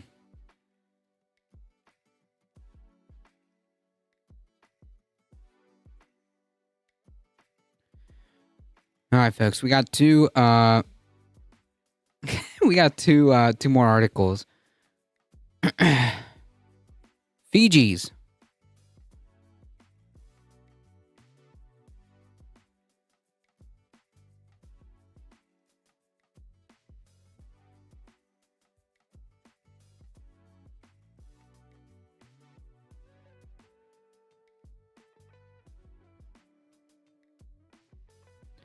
Now that I think about it, I think that's part of the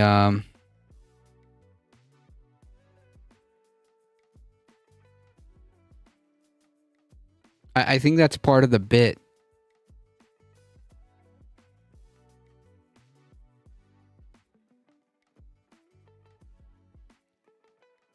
I think that's part of the bit.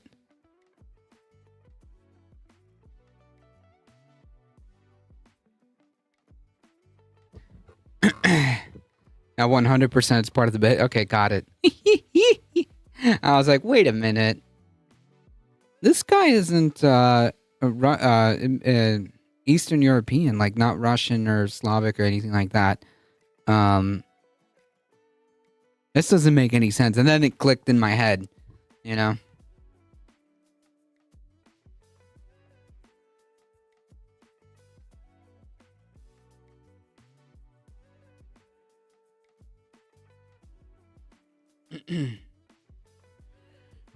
All right, folks, we got two more articles. Supreme Court tosses out claim that Biden administration coerced social media companies to remove content.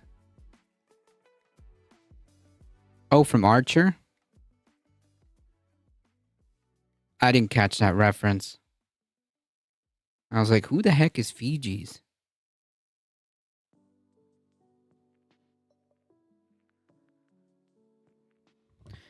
So we can stop, we can drop this whole idea.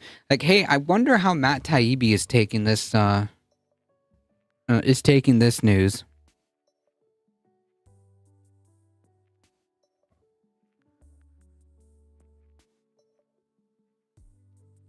You see, I didn't watch Archer, but I understood that one. You're in the danger zone. I've seen that one. I was riffing off them, and then my salsa was too hot, and I about died. You'll be all right. Drink some milk. Phrasing, yeah, that I also recognize. That's funny. I really didn't watch Archer. And yet some of these references I do get without knowing much about the show. SCOTUS dealing in logic? I don't know if dealing in logic, but this one this one makes sense. This one is correct.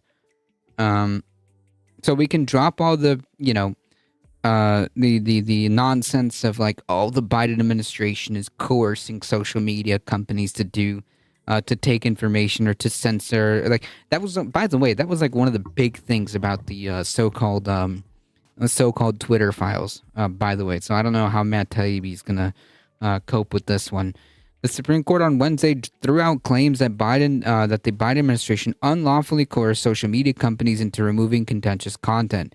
In reaching its conclusion, the court overturned an injunction that would have limited contact between government officials and social media companies on a wide range of issues if allowed to go into effect. The Supreme Court had previously put the injunction on hold. The White House press secretary, Karine Jean-Pierre, welcomed the ruling, saying it will help the administration continue our important work with technology companies to protect the safety and security of American people after years of Republican attacks on public officials who engaged in critical work to keep Americans safe. The court, on a 6-3 vote, found that plaintiffs did not have standing to sue, in part because they had failed to adequately allege that the content moderation at issue was a result of government action. So the entire thing was a whole nothing burger, and they decided to take this all the way to the Supreme Court. Phenomenal. Writing for the majority conservative, and like, mind you, like this is like, this is a extremely conservative Supreme Court, with a third of it appointed by Trump, right? And I believe a couple of them were appointed by I think the majority of the court is literally just like Republican appointed justices, right? Like, actually, 2/3, if I have this correct, is literally just like Republican appointed. So like, there's no, 6-3. Okay, got it. Yes. Whew. So to make this this is just to kind of put the nail in the coffin, right? To all these conservative clowns who are saying like, oh, well, you know, the Supreme Court is just siding with what? This is a Republican Supreme Court. So we can just drop this now. Writing for the majority conservative Justice Amy Coney Barrett said the plaintiffs, the Republican attorney generals in Louisiana and Missouri, along with 5 social media users, had failed to show that they had suffered harm at the hands of the specific government officials. She noted that social media platforms routinely moderated content even before the alleged coercion happened, which is like, you know, the entire crux, or one of the pillars of the Twitter files, you know, the nuke that Matt Taibbi dropped. All they did was ask, could you pretty please follow TOS? If that. Yeah. The Supreme Court has been majority Republican appointed since 1969. Sheesh. In fact, the platforms, acting independently, had strengthened their pre-existing content moderation policies before the government defendants got involved. While the evidence shows government officials played a role in moderation choices, that is not enough to justify a sweeping injunction. The plaintiffs also failed to show that previous examples of content moderation could be linked to the communications that government officials had with platforms. The states, for example, alleged that a Louisiana state representative's Facebook post about COVID vaccine was restricted because of government intervention, but Barrett said there's no evidence to support that allegation. All the government said was, please moderate disinformation about drugs and safety during a global pandemic. Right, and yeah. Massive censorship. Justice Alito wrote a sharp dissent, joined by 2 other conservative justices, the usual suspects, Clarence Thomas and Neil Gorsuch. Alito suggested this view was one of the most important free speech cases to reach the court in years. Said the government actions were blatantly unconstitutional. The majority permits the successful campaign of coercion in this case to stand as an attractive model for future officials who want to control what people say, hear, and think. The coercion was more subtle than other examples, made it even more dangerous, said Alito. Oh, it's Gorsuch? Neil Gorsuch. Yeah, okay, actually that makes more sense. Gorsuch. Neil Gorsuch. Jenin Younes, a lawyer at the New Civil Liberties Alliance who represents the individual plaintiffs, said the court had green-lighted the government's unprecedented censorship regime. Their clients include doctors who question COVID-19 policies and Jim Hoft, founder of the Gateway Pundit, a right-wing news site. Just lol. Just Lamau. Hoff said that the posts about a notorious laptop owned by Hunter Biden, President Biden's son, were suppressed. But Barrett wrote in Wednesday's ruling that there was no evidence to show that. Again, this is like, this is more like the whole thing that like Matt Taibbi was going on about. A little more like Sitch than such, though. Gorsuch. Neil Gorsuch. Got it. Nailed it. There we go. There we go. They're arguing with the Supreme Court about community notes on their post. Yeah. Yeah. But Barrett wrote in Wednesday's ruling that there's no evidence to show that content moderation decisions could be traced to the FBI or cybersecurity or an infrastructure security agency, as he claimed. Yeah, like the same thing. By the way, the same criticism goes to Glenn Greenwald. I fully expect Glenn Greenwald and Matt Taibbi to start issuing retractions on these claims. On the whole Hunter Biden's laptop thing. Man, from the beginning, I knew it was a bogus story. It was an entire nothing burger. Nobody cares about Hunter Biden's laptop, okay?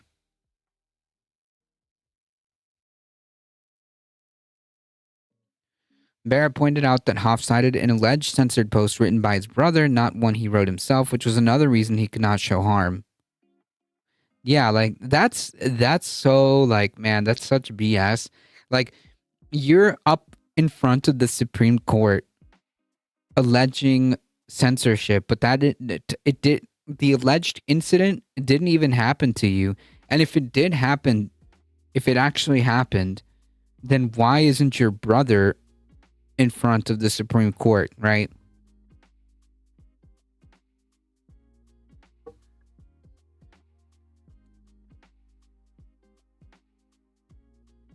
Weak. Alito focused on another plaintiff's health activist, Jill Hines, who Barrett agreed had the best argument for standing.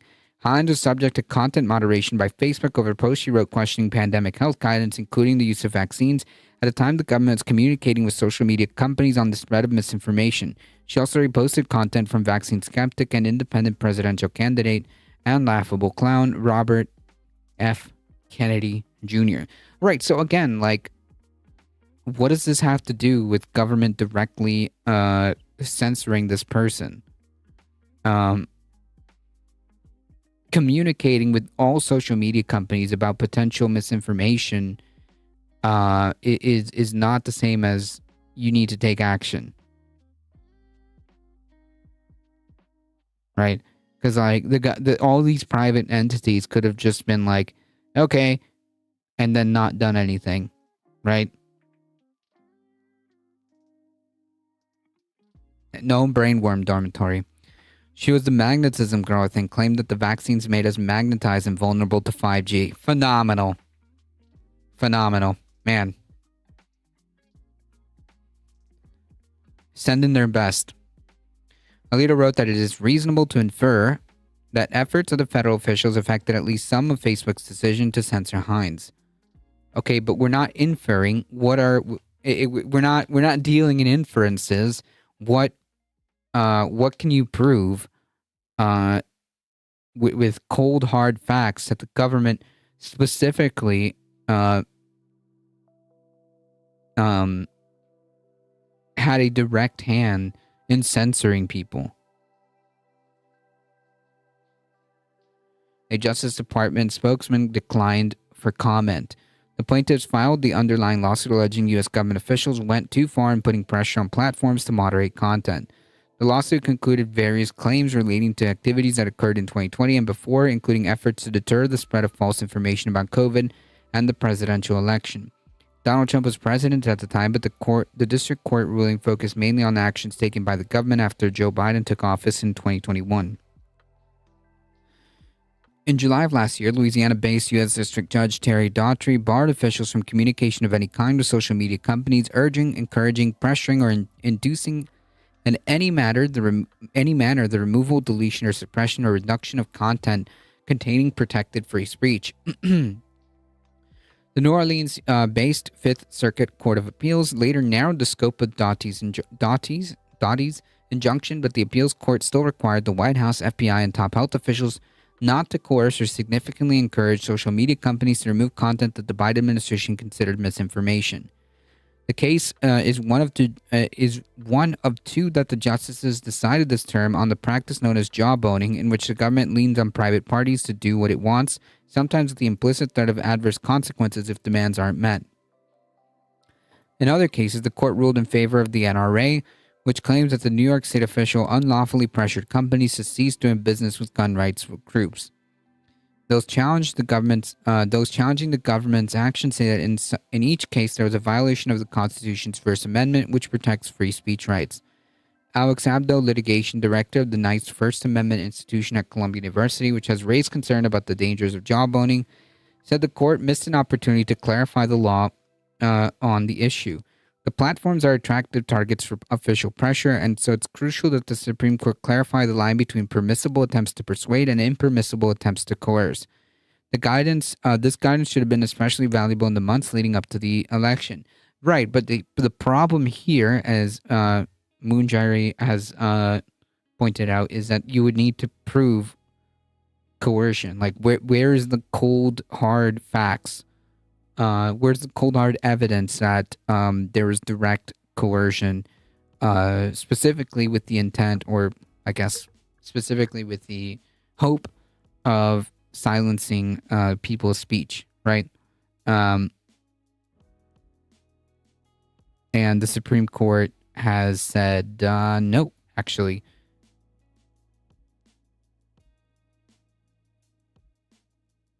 You have failed to meet that threshold. You don't have standing. Right. If you don't take down these posts, we will do something. Right. Like, even that is enough, right? The implicit threat of saying, like, hey, if you don't do something, then we will take certain actions, whatever those may be. That's fine. That's coercion, and that can be argued. But that is a far cry from, like, hey, by the way, misinformation is going on, so, like, I don't know. We just want to let you know. That is a far cry from, like, getting directly involved and saying, like, hey, this is what we consider misinformation, and if you don't start taking this down, we will take action, right? Or, we will do something. Like, none of that happened, as far as we know. And I'm pretty sure that if that did happen, we would be hearing a different case.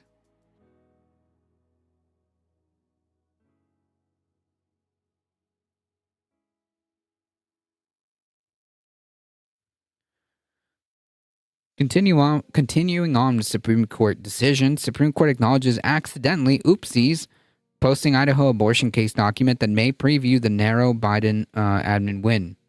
A copy of the document posted online and then removed suggests the court will dismiss the dispute over the Idaho abortion law, meaning emergency room doctors can perform abortions in Idaho. Imagine Brandon coercing anybody. He's got to be in Dark Brandon mode for that one.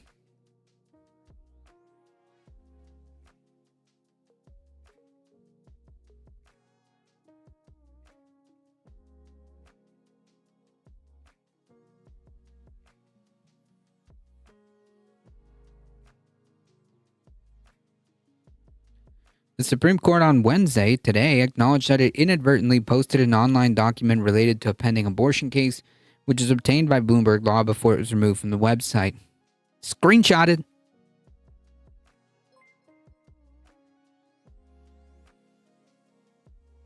SV Harkin, thank you for the follow. I've seen your username before.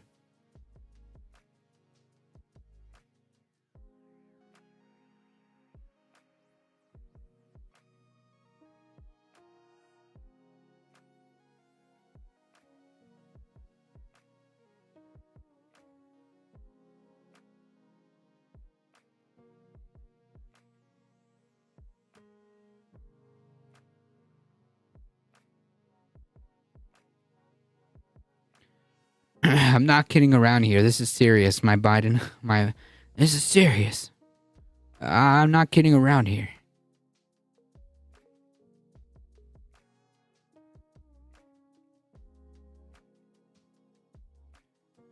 Supreme Court spokeswoman Patricia McCabe confirmed that the document was inadvertently and briefly uploaded to the court website, but adding that the ruling has not been released. Screenshotted. Bloomberg also posted a copy of the document. NBC News could not independently verify the document. It is not known if it was a draft decision, or the actual decision, or neither.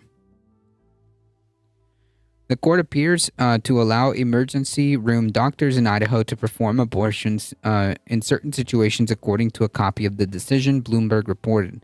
The court is likely to dismiss the appeal brought by Idaho officials, Bloomberg said. In doing so, the court will allow a lower court ruling in favor of the Biden administration to go back into effect. Justice Samuel Alito wrote a dissenting opinion joined by two other conservatives, Justice Clarence Thomas and Neil Gorsuch. Again, the classic usual suspects, saying that the court should not have dismissed the case. If you're in the ER, that's too late. This is not good enough. No, it's not. It's not. The Supreme Court in January blocked the lower court ruling and allowed Idaho to enforce the abortion law in full while agreeing to hear oral arguments in the case. Other provisions of the ban are already in effect and will not be affected by the ruling. The case concerns whether federal law that regulates emergency room treatment overrides Idaho's strict abortion ban, but if the court dismisses the appeal, the decision would leave the legal question unresolved. According to the documents posted by Bloomberg, Justice Ketanji Brown Jackson wrote separately to say that the court should have gone ahead and decided the bigger issue, which is likely to come up in another case in due course and would have an impact on other states with similar abortion restrictions in Idaho. This is why it's so absurd to have states have the authority in this case.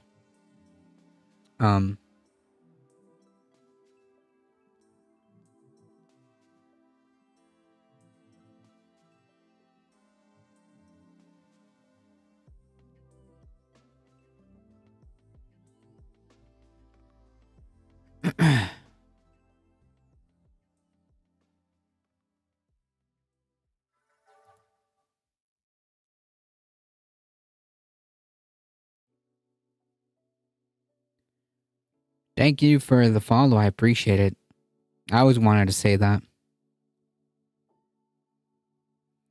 According to the document,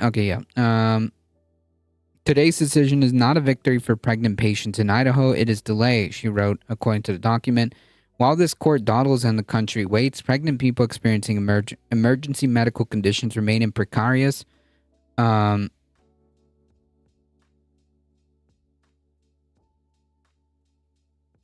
experiencing medical emergency conditions remain in precarious position as their doctors are kept in the dark about what the law requires. Yeah, maybe this is exactly the right, this is exactly the reason why the only people that need to be involved in this decision are the actual person and the doctor, right? Like, why is the government involved in this? This makes no dang sense. It's out of life and death, or it's removing a blackhead, no states' rights. What? In a separate opinion, conservative Justice Amy Coney Barrett explained why she would vote to dismiss the case, saying that the court had made a miscalculation in taking it up before an appeals court had a chance to weigh in. Part of the confusion was caused by both sides altering their legal arguments once the case got to the high.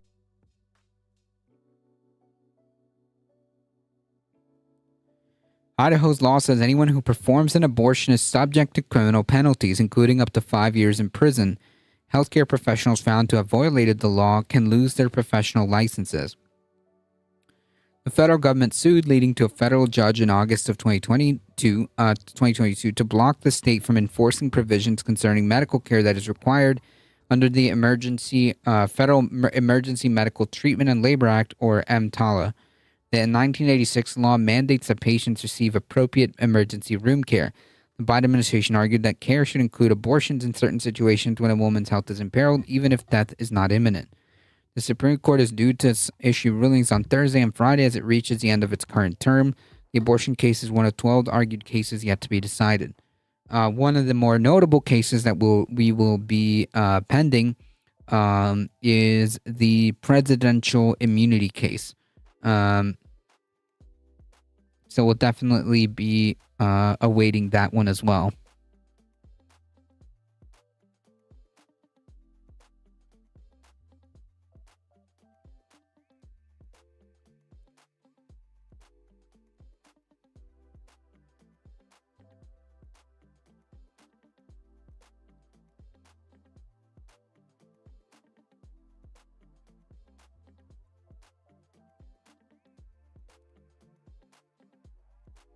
It's better than nothing, but not great. No, not great. It just means that, like, the 9 law wizards, okay?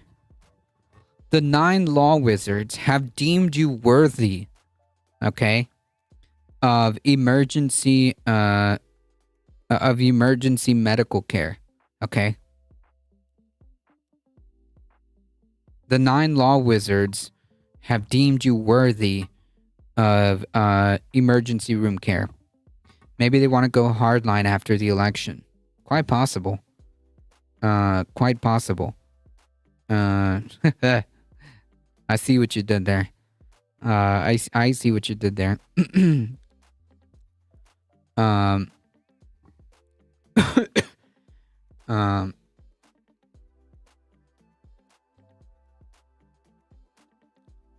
mean, maybe, SV Harkin.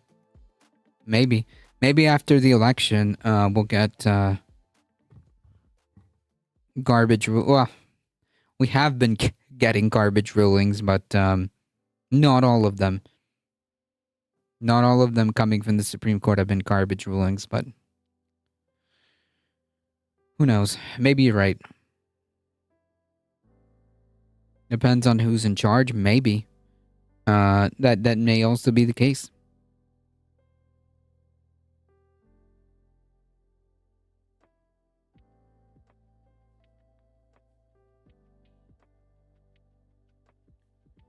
Maybe if Republicans expand the House, win the Senate, win the presidency, maybe it doesn't matter. Maybe it won't matter. Biden expands the court, this becomes more balanced. Yeah, but like, that would make too much sense. So that's not going to happen.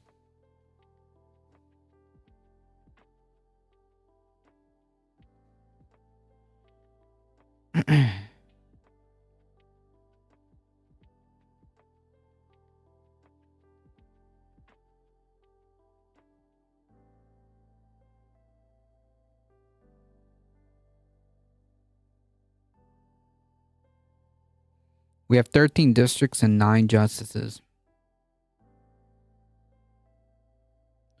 But, which, by the way, is not the first time we've had a Supreme Court with 9 with more than 9 justices, right? We've had Supreme Courts that were different makeups, right?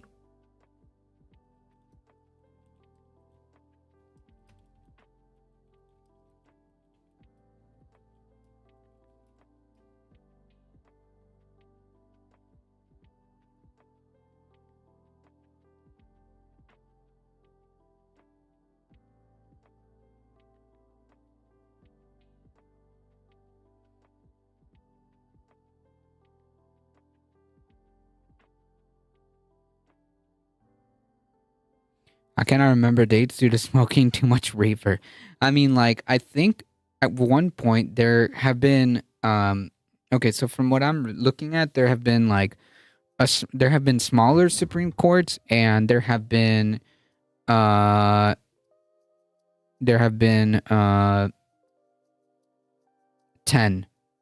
Yeah, they were up to 10. The Judiciary Act of 1869 fixed the number of justices at 9, and no subsequent change to the number of justices has occurred. Right, but Congress can do that, right?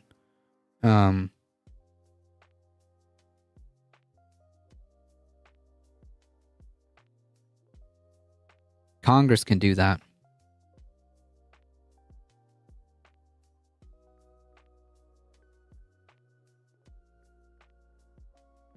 Can't rule out natural causes.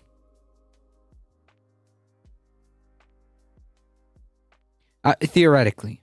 And if we deliver a blue Congress, you will have the pathway to expanding the court. Unfortunately, it depends on what kind of blue Congress we're talking about.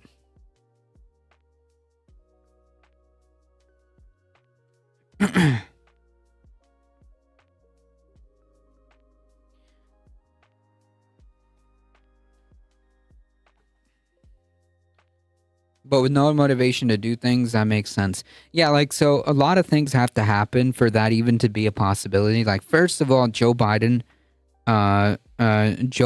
wants, first of all, Joe Biden would have to want to expand the court. Two, there would have to be a significantly Democratic Congress, asterisk, a Democratic Congress that would actually be on board with that. And that would mean the Senate and the House, because both would have to pass, I imagine. So, yeah, that's not holding my breath for that one.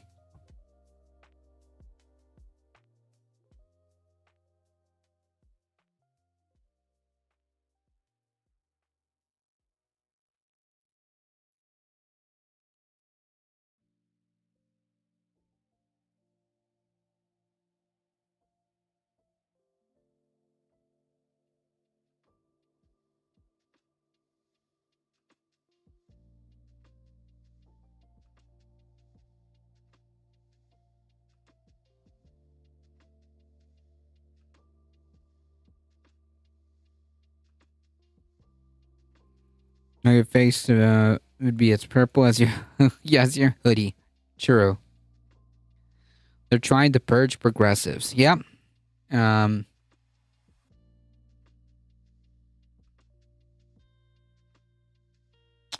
to a degree, succeeding. I feel cautiously optimistic. The other dude does well with the same 2,000 suckers and losers at his conventions, but that doesn't equal votes. Yeah, like if you're talking about like the general election, if you're talking about the general election, like here's the real what it's going to come down to. How much the election's going to really come down to like how much people will turn out to vote for Biden. That's it. Because like Donald Trump's base is pretty much like set. Does that make sense? Like his base isn't going anywhere. Whatever it is, that 25 to 35%, 25 to 30%, that's pretty solid. Like that's not going anywhere. So it's a matter of like how much support Biden has lost and how much is going to show up for him. The Real Talk red candidates are under or being outperformed in almost every election since 2018. They kept claiming the red wave and it never appeared. Yeah, that didn't happen because of the Roe v. Wade thing. Kind of blew that midterm out of the water. The supposed red wave that was going to happen last time. But yeah, at least for the general election, I'm not as confident as I was. Biden is loathsome. He should step aside. Yeah, well, he should have stepped aside. He should have stepped aside a long time ago. He should have stepped aside a long time ago. Because, like, man, how much time is there until the election? Less than 5 months. We're like 4 months practically. We're on the cusp of 4 months until the election.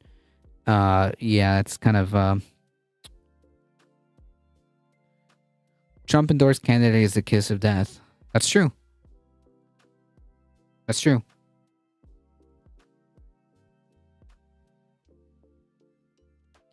He's up there doing a job. What are you really saying? Is you're scared of Kamala? No, I'm not scared of Kamala.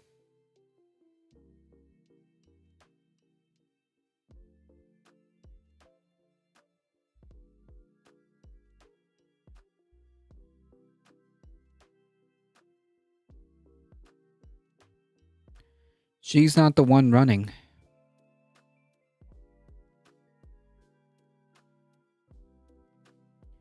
If something happens to him, we have her, and we also have a deep bench in 2028. Well, what the Democratic Party should have thought about is,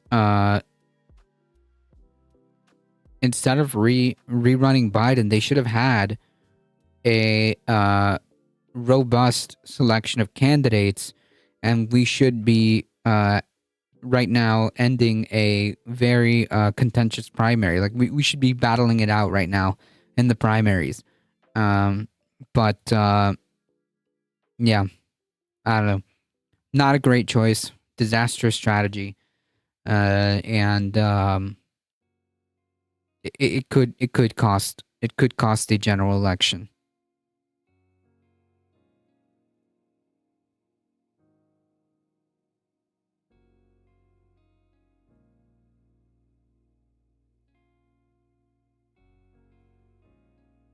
So you're saying you're going to vote. So you are going to vote for Trump? Nope, I didn't say that either.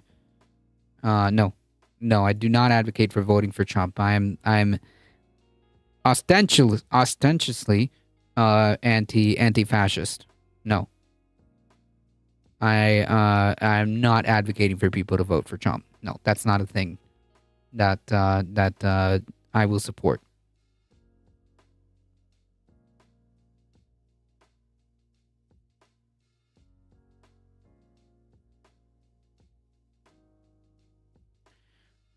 So the guy who beat him last time can beat him again with support.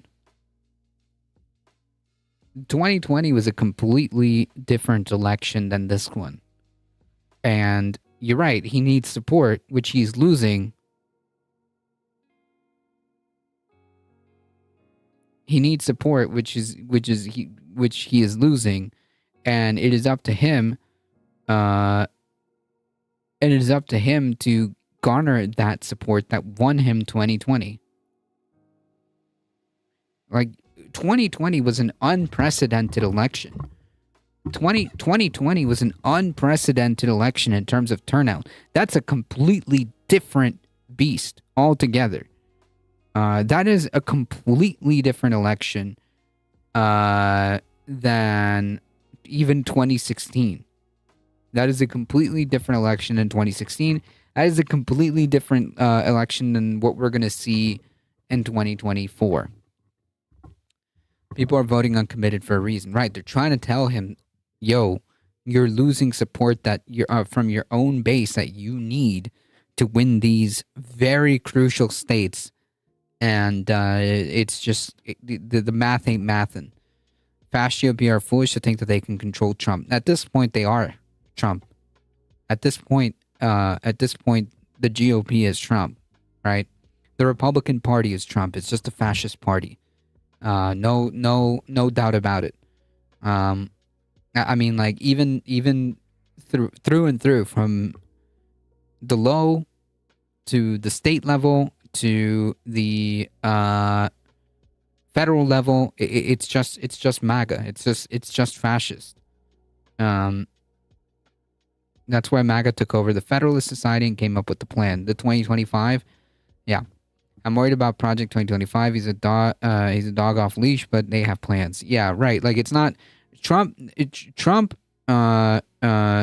is but the vehicle.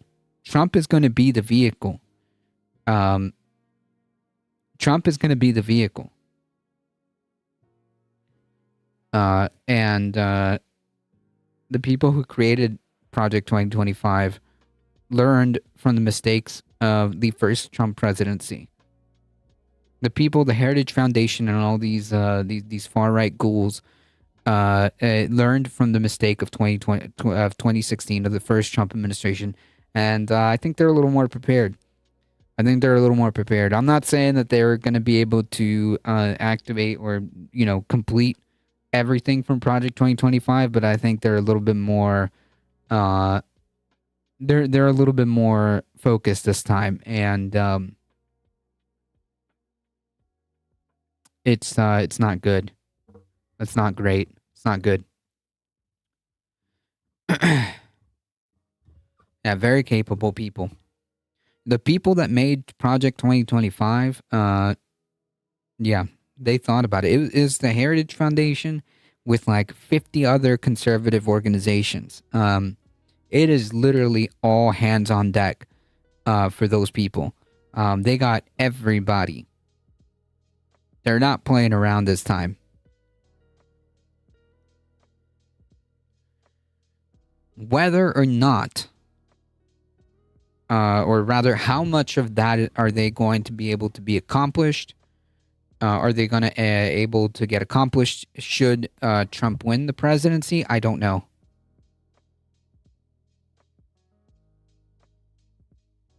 I don't know.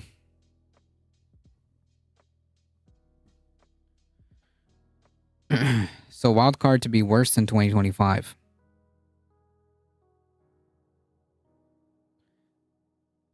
I do think he's a narcissist. If you're talking about Trump, yeah, I do think so.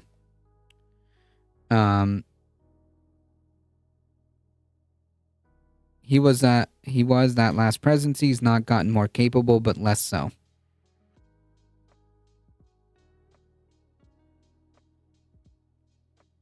You mean you think he's less capable? I'm not like, I'm thinking about the people that are feeding, I'm thinking about the people feeding Trump the policies. Does that make sense?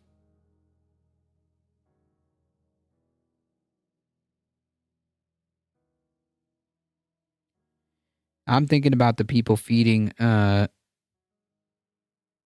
the policies to him, because I don't think he even cares, to be honest. Nobody's actually nobody's saying to go for the fascist.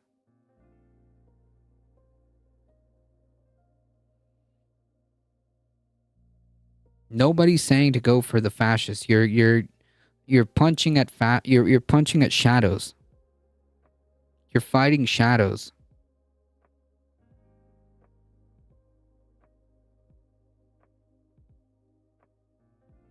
This makes zero sense.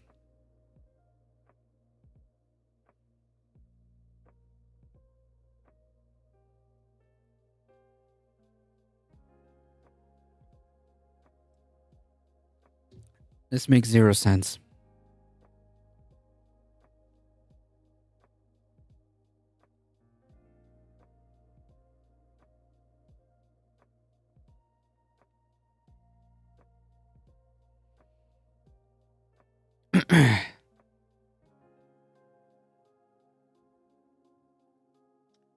Anyways.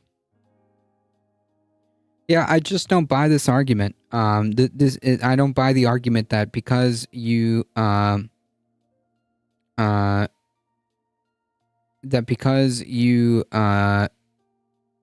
see the very real problems with the Biden administration, that automatically means that you are supporting Trump. This makes zero sense. Why does it always come to, if you're not for Biden, you're for Trump? This is a false choice. Yeah, it's a false dichotomy. At no point will I ever advocate for voting for Trump. Like, that's not a thing. I will never advocate for voting for a single Republican ever. Ever. I don't want people voting for Republicans. I will never ever tell people to vote for Republicans. Period. Hambliss, welcome. I won't vote for either.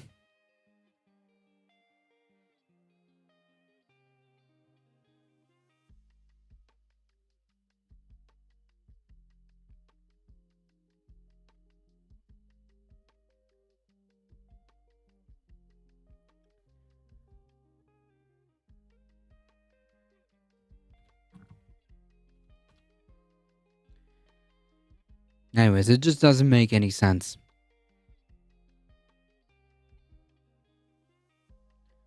If you ever had the misfortune to have a narcissist in your life, you can't vote for that stuff.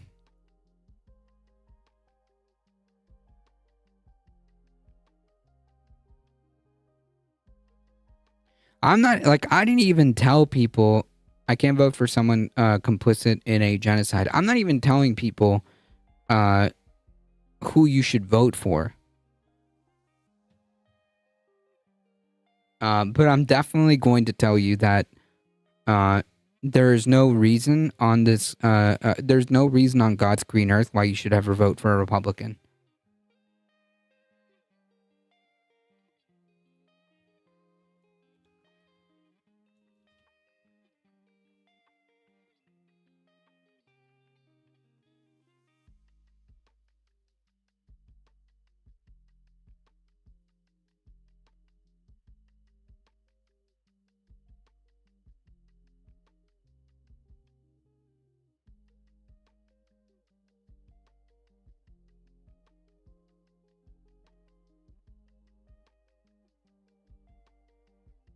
Here's a follow-up statement.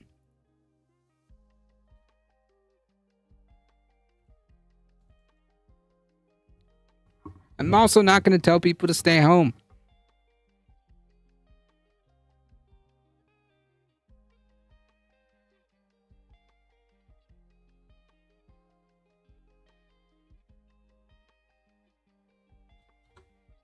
There are very real reasons to show up at the ballot box.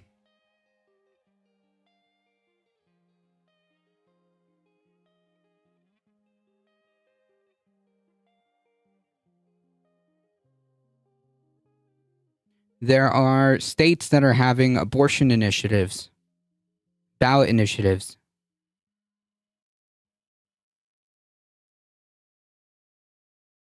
There are representative elections. Everyone should vote. Yeah, I think that people shouldn't just stay home. Because there are real reasons to show up at the ballot box. There are genuine reasons to show up at the ballot box.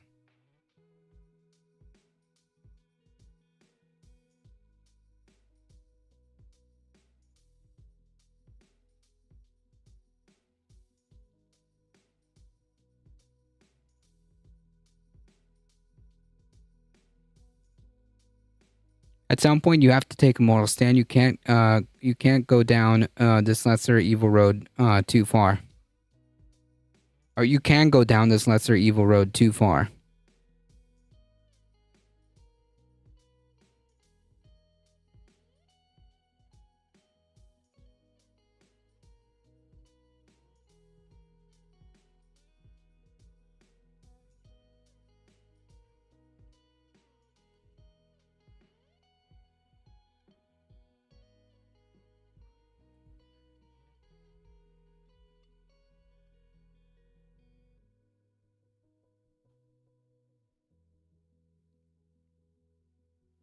Trump is also complicit. He did nothing but supports the right wing in Israel and approved of settlements and annexations. Trump has said nothing against the genocide. That's true.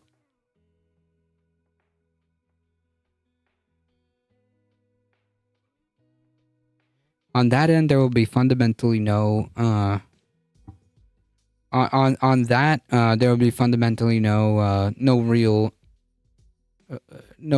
real change in terms of policy.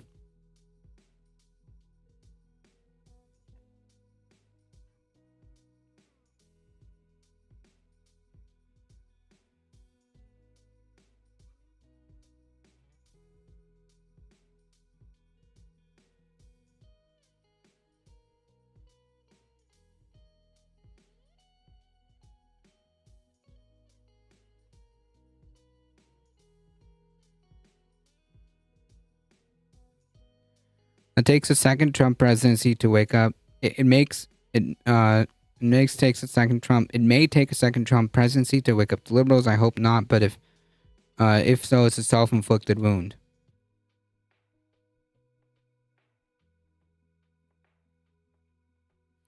Yeah, you know,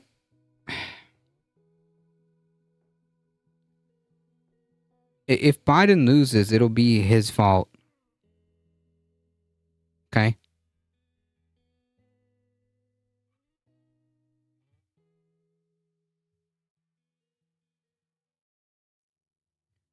If Biden loses, it'll be his fault.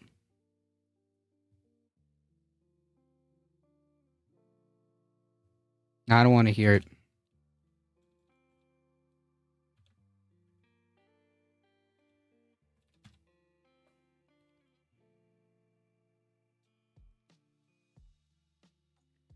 Trump brokered the Abraham Accords, which led to the current situation, in my opinion. I mean, maybe.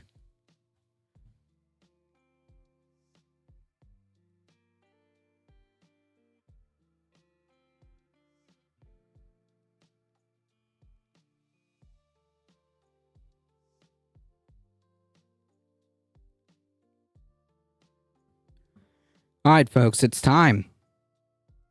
I gotta get going. Thank you all for stopping by. I appreciate it. I'm in a safe state anyway, New York. Bottom line for me, Netanyahu wants Trump to win. Yeah, that's true. I think I'm in a pretty. I think it's safe to say that I'm probably gonna end up being in a red state. That pretends. That it's going to be a swing state, but yeah. I'm in Mass so I can vote a third party.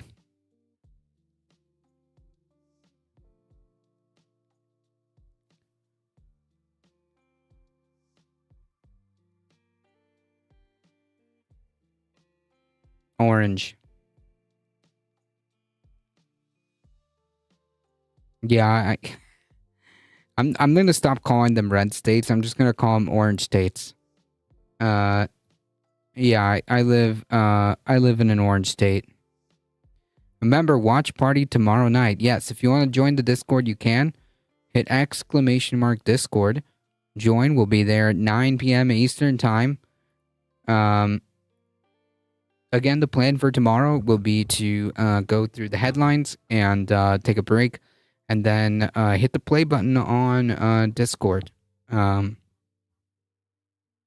Also, movie night this Saturday. Yes, movie night. Folks, thank you all for the support. I appreciate it. Thank you, Dan Anonymously, for the sub. Thank you all for the new follows. I appreciate it. Thank you for the biddies. Thank you, Cognizant. I appreciate it. You guys are what makes this channel grow. I appreciate it. If you want to continue to help the channel, there are many different ways. You can hit the follow button. You can subscribe on the YouTube. Hit !YouTube.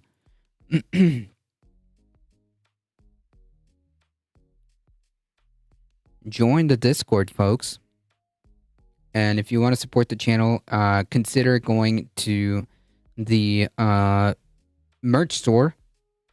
!YT.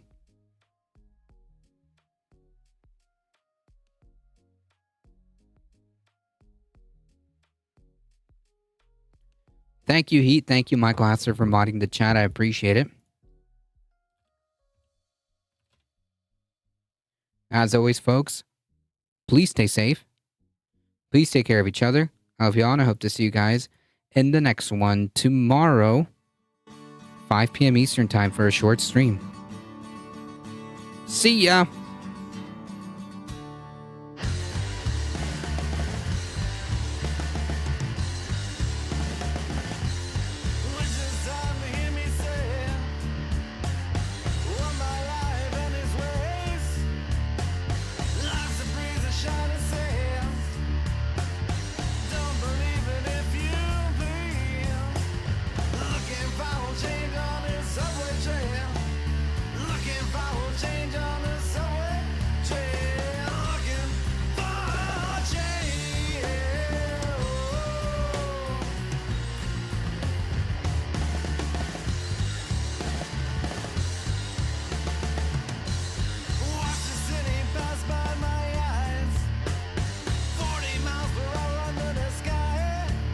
Chicken enchiladas. All right, folks, we're heading out in 5, 4, 3, 2, 1. Bye-bye.